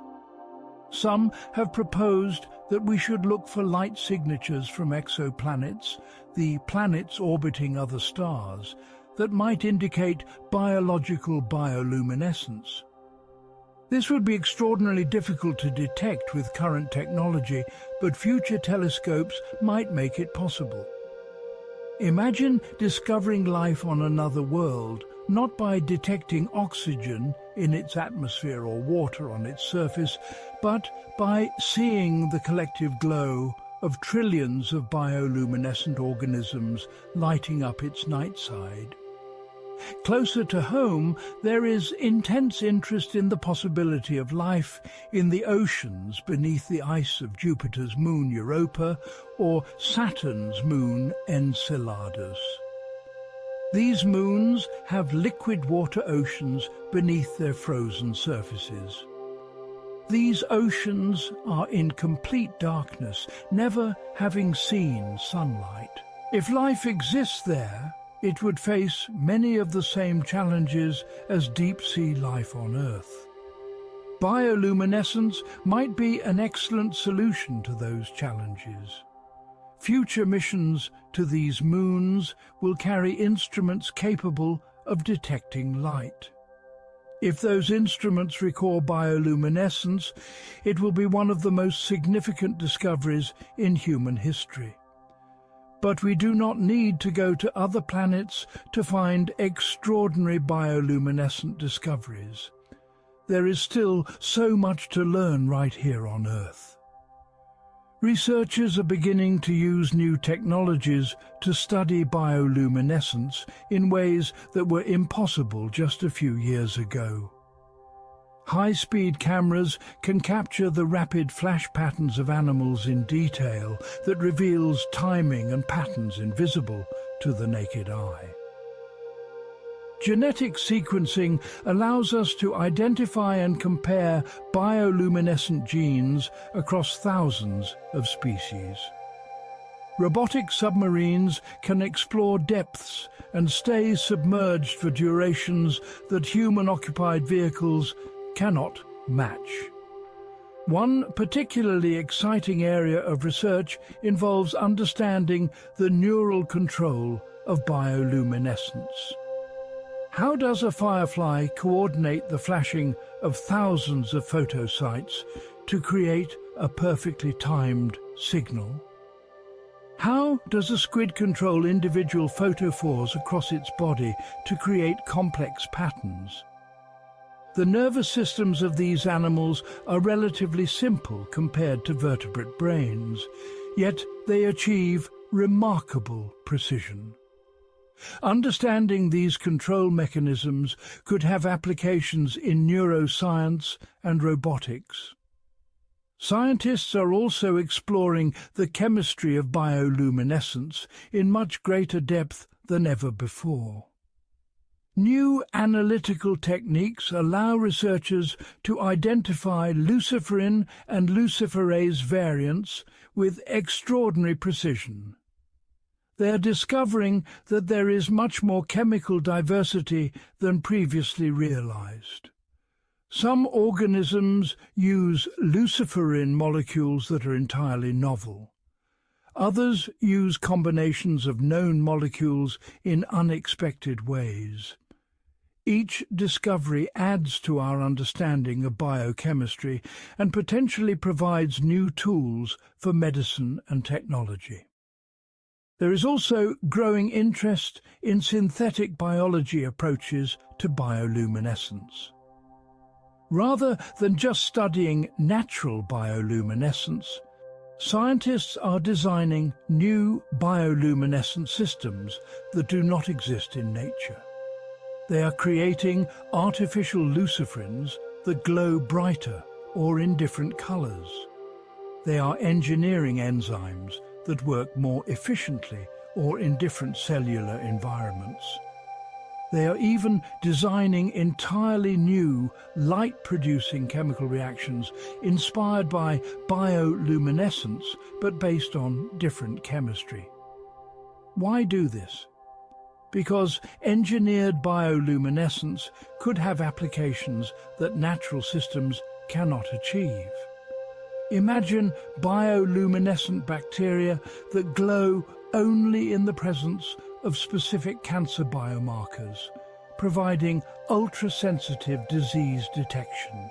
Imagine plants engineered to glow bright enough to actually replace streetlights, with color and intensity controlled by genetic programming. Imagine building materials that incorporate bioluminescent organisms and glow to mark emergency exits or pathways without requiring electricity. Some of these ideas are already moving from concept to reality. Researchers have created glowing plants that are brighter than earlier attempts, though still not bright enough for practical lighting. They have engineered yeast that glows in response to specific environmental conditions, creating biological sensors. They have developed bioluminescent markers that can be activated and deactivated on demand, providing greater control for research applications. But synthetic biology also raises ethical questions. Is it appropriate to create glowing organisms that never existed in nature? What happens if these engineered organisms escape into the environment? Could they outcompete natural species or disrupt ecosystems? How do we balance the potential benefits of engineered bioluminescence against the risks? These are not easy questions, and they require thoughtful consideration and robust regulatory frameworks. There is also the question of deep-sea mining and its potential impact on bioluminescent ecosystems. As land-based mineral resources become scarcer, there is increasing interest in mining the seafloor for metals and other valuable materials. But the deep sea is home to countless bioluminescent species, many undiscovered. Mining operations would destroy habitats, create sediment plumes that smother organisms, and disrupt ecosystems in ways we cannot fully predict. The challenge is that we often do not know what we are destroying until it is too late. Species that exist in only one location could be driven to extinction before we even know they exist. Ecosystems that took millions of years to develop could be obliterated in months. And because the deep sea is out of sight, these losses happen without public awareness or outrage. Protecting deep-sea bioluminescent diversity requires establishing marine protected areas before mining begins. But this requires international cooperation and political will that has been difficult to achieve. Let us think even more speculatively. What might bioluminescence look like 100 years from now? If current trends in biotechnology continue, we might live in cities where bioluminescent trees line the streets, where sidewalks are marked by glowing plants instead of painted lines, where buildings incorporate living walls of bioluminescent organisms that provide both beauty and practical lighting. Power consumption for lighting could decrease dramatically. Light pollution could be reduced because bioluminescent light sources can be designed to direct light only where needed. Imagine medical diagnostics where you swallow a capsule containing engineered bioluminescent bacteria. The bacteria travel through your digestive system, glowing in different colors when they encounter inflammation, infection, or tumors. A simple scan from outside your body creates a map of your internal health. No radiation, no invasive procedures, just biological light, providing information that saves lives. Imagine agriculture, where crops are engineered to glow when they need water or nutrients, when they are attacked by pests, or when they are ready to harvest. Farmers could monitor entire fields at night with drones equipped with sensitive cameras, seeing exactly which plants need attention. This would reduce water waste, minimize pesticide use, and increase crop yields while decreasing environmental impact. Imagine space exploration, where spacecraft carry bioluminescent organisms that provide light, recycle air, and produce food, creating self-sustaining life support systems for long-duration missions. The principles learned from studying how bioluminescent organisms function could inform the design of closed-loop ecological systems for space stations and eventual colonies on other worlds. These visions might sound like science fiction, but remember that green fluorescent protein seemed like science fiction until it revolutionized biology. The distance between impossible and inevitable in biotechnology is often shorter than we imagine. What we need is continued research, thoughtful development, careful regulation, and sustained public support for scientific exploration of bioluminescence. But perhaps most importantly, we need to preserve the natural bioluminescence that still exists. All of these future applications depend on studying organisms that evolved in nature. If we lose species before we understand them, we lose potential knowledge forever. If we destroy ecosystems before we have explored them, we eliminate possibilities we cannot even conceive of yet. The future of bioluminescence is not predetermined. It depends on choices we make now. Will we protect the fireflies, the dinoflagellates, the deep-sea fish? Will we fund research into bioluminescence? Will we support the scientists and conservationists working to understand and preserve these organisms? Will we create the regulatory frameworks needed to ensure that synthetic biology applications are developed safely and ethically? These questions have no easy answers, but they demand our attention. Because the story of bioluminescence is not just about the past, about how evolution created living light over hundreds of millions of years. It is also about the present, about what we are doing right now to study and protect these organisms. And it is about the future, about what role bioluminescence will play in the coming centuries of human civilization and Earth's ongoing evolution. As we stand at this moment in history, with unprecedented scientific capabilities and equally unprecedented environmental challenges, bioluminescence offers both inspiration and instruction. It shows us that life is creative beyond our wildest imagination. It shows us that solutions to complex problems can come from unexpected places. And it shows us that nature, even in the darkest depths of the ocean, finds ways to shine. We began this journey standing on the deck of a ship, watching waves glow with blue-green light in the darkness. We have traveled together through the depths of the ocean, into caves and forests, through evolutionary history and cellular chemistry, into operating rooms and research laboratories, and finally into speculative futures that may or may not come to pass. Now it is time to return to where we started, but with eyes opened by knowledge and hearts touched by wonder.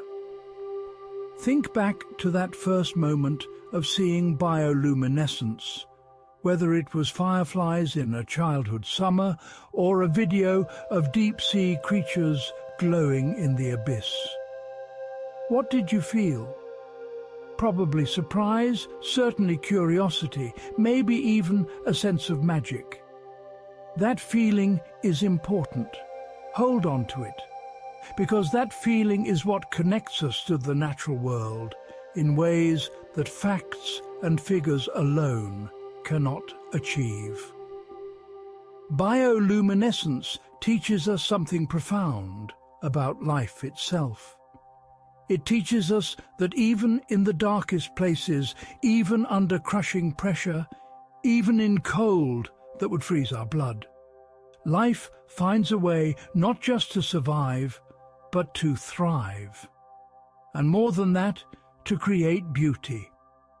The anglerfish dangling its lure in the abyss is not thinking about beauty, it is hunting. But the result of millions of years of evolution fine-tuning that lure is something beautiful to human eyes. Function and form merge into something greater than either alone. There is a paradox at the heart of bioluminescence that speaks to larger truths. Darkness reveals light. Pressure creates brilliance. Danger drives innovation. The harshest environments on Earth, the deep ocean trenches where conditions seem most hostile to life, are where we find the most spectacular displays of bioluminescence. This suggests something about the creative power of challenges, about how constraint drives adaptation, about how limitation sparks ingenuity. Every bioluminescent animal we have met is solving problems. The firefly solves the problem of finding mates in darkness. The anglerfish solves the problem of hunting where prey is scarce. The dinoflagellate solves the problem of being eaten by creatures much larger than itself. The hatchetfish solves the problem of being visible against a lit background. Evolution does not create light for aesthetic reasons. It creates light because light works. Because light helps organisms survive long enough to reproduce. Because light, in all its diverse forms and functions, is a solution that proves itself generation after generation. And yet we cannot help but see beauty in these solutions. The synchronized flashing of fireflies serves a biological function, but it also moves us emotionally.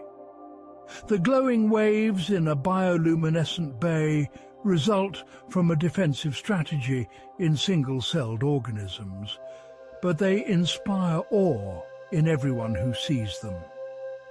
The pinwheel display of an Atolla jellyfish is a burglar alarm, but it is also art. Science explains the mechanism, but it does not diminish the magic. Understanding how bioluminescence works makes it more wonderful, not less. This is important because we live in an age where many people feel disconnected from nature. We spend our lives indoors under artificial light. We eat food grown by people we have never met in places we have never seen. We consume resources without thinking about where they come from or where they go. This disconnection allows us to ignore environmental destruction because we do not directly experience the consequences. We do not see the habitats being lost, the species going extinct, the ecosystems collapsing. But bioluminescence creates connection. When you see fireflies, you cannot help but feel connected to the summer night, to the field or forest where they live, to the ecology that supports them. When you learn about deep-sea bioluminescence, you cannot help but think about the vast ocean and all the life it contains. When you understand that jellyfish proteins are revolutionizing medicine, you cannot help but recognize that nature has value beyond just resources to be extracted. This connection creates caring, and caring creates action. People who care about fireflies reduce pesticide use. People who care about bioluminescent bays support regulations that protect them. People who care about deep-sea ecosystems oppose destructive mining practices. The emotional bond formed through experiencing wonder translates into practical conservation outcomes. And this brings us to a responsibility. Those of us who have had the privilege of experiencing bioluminescence, of learning about it, of marveling at it, we have a responsibility to share that experience, to show children fireflies, to support aquariums and museums that create bioluminescent exhibits, to talk about these organisms with friends and family, to support the scientists studying them and the conservationists protecting them.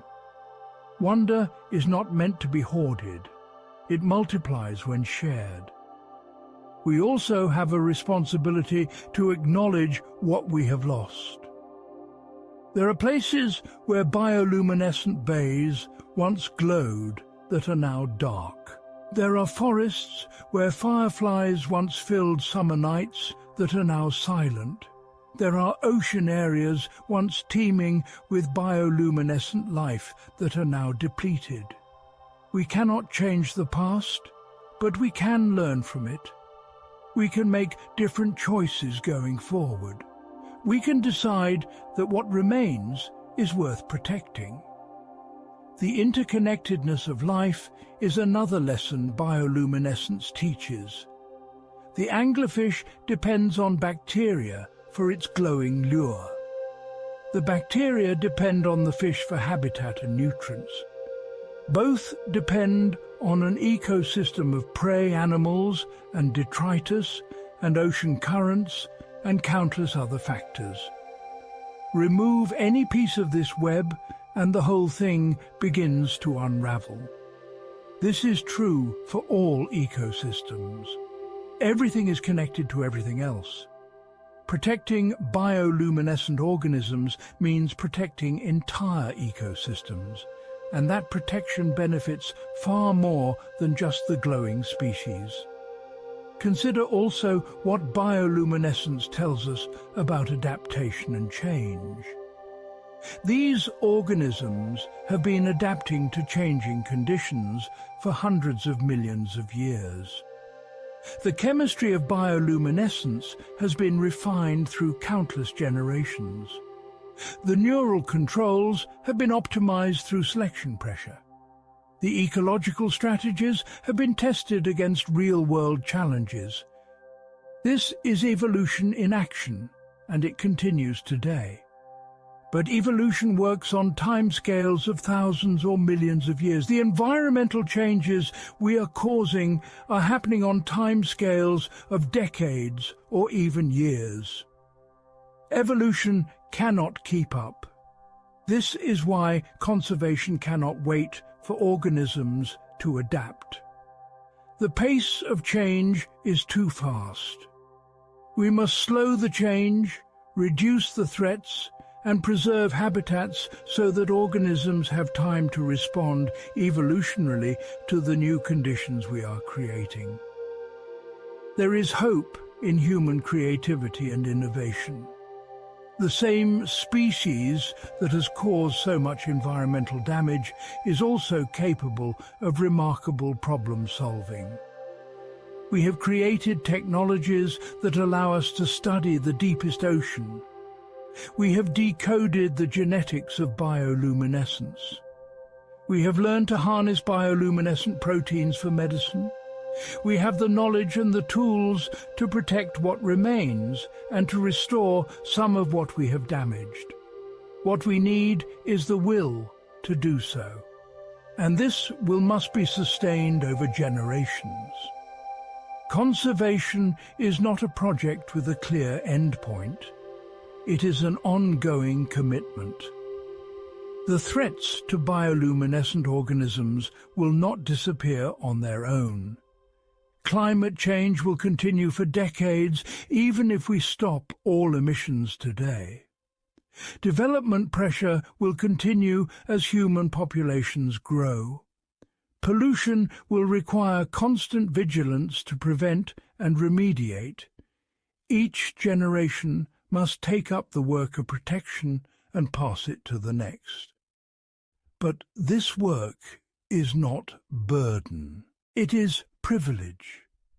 We get to live in a world where fireflies still light summer nights, where bioluminescent bays still glow, where deep-sea creatures still create their own constellations in the darkness. Future generations deserve the same privilege. They deserve to experience the wonder that bioluminescence creates. They deserve to learn from these organisms as we have learned. They deserve to be moved by the beauty and amazed by the science. So let us end where we began, but transformed by knowledge. Stand again on that ship's deck, or in that summer field, or imagine yourself in a submersible in the deep ocean. See the light, marvel at it. Let it fill you with wonder. Then ask yourself what you will do with that wonder. How will you share it? How will you protect the organisms that create it? How will you ensure that this light continues to shine? The answer is different for each person. For some, it might be reducing light pollution in their neighborhood. For others, it might be supporting marine protected areas or donating to conservation organizations. For some, it might be pursuing a career in marine biology or conservation. For others, it might simply be teaching their children to value and respect the natural world. Whatever your answer, remember this. In the darkest places on Earth, life has learned to shine. That light has persisted through mass extinctions, climate changes, and evolutionary upheavals that span hundreds of millions of years. It has adapted and evolved and diversified into forms of breathtaking complexity and beauty. But it cannot adapt to the rapid changes we are causing without our help. We are the first species capable of understanding bioluminescence scientifically. We are also the first species capable of destroying it completely. What we do in the next few decades will determine whether bioluminescence continues to illuminate the darkness for millions more years, or whether it flickers out on our watch, leaving future oceans and forests darker than they need to be. This is not just about saving animals or ecosystems. This is about preserving wonder. It is about maintaining connection to the natural world. It is about ensuring that when our great-great-grandchildren stand on a beach at night or walk through a forest in summer, they can still see the living light and feel what we felt. The responsibility is ours. The choice is now. And the darkness is waiting to see if we will help the light continue to shine. Thank you for joining me on this journey through the secret world of bioluminescent animals. May you carry the light of wonder with you always. May you share it generously. And may the fireflies still dance and the waves still glow for generations yet to come.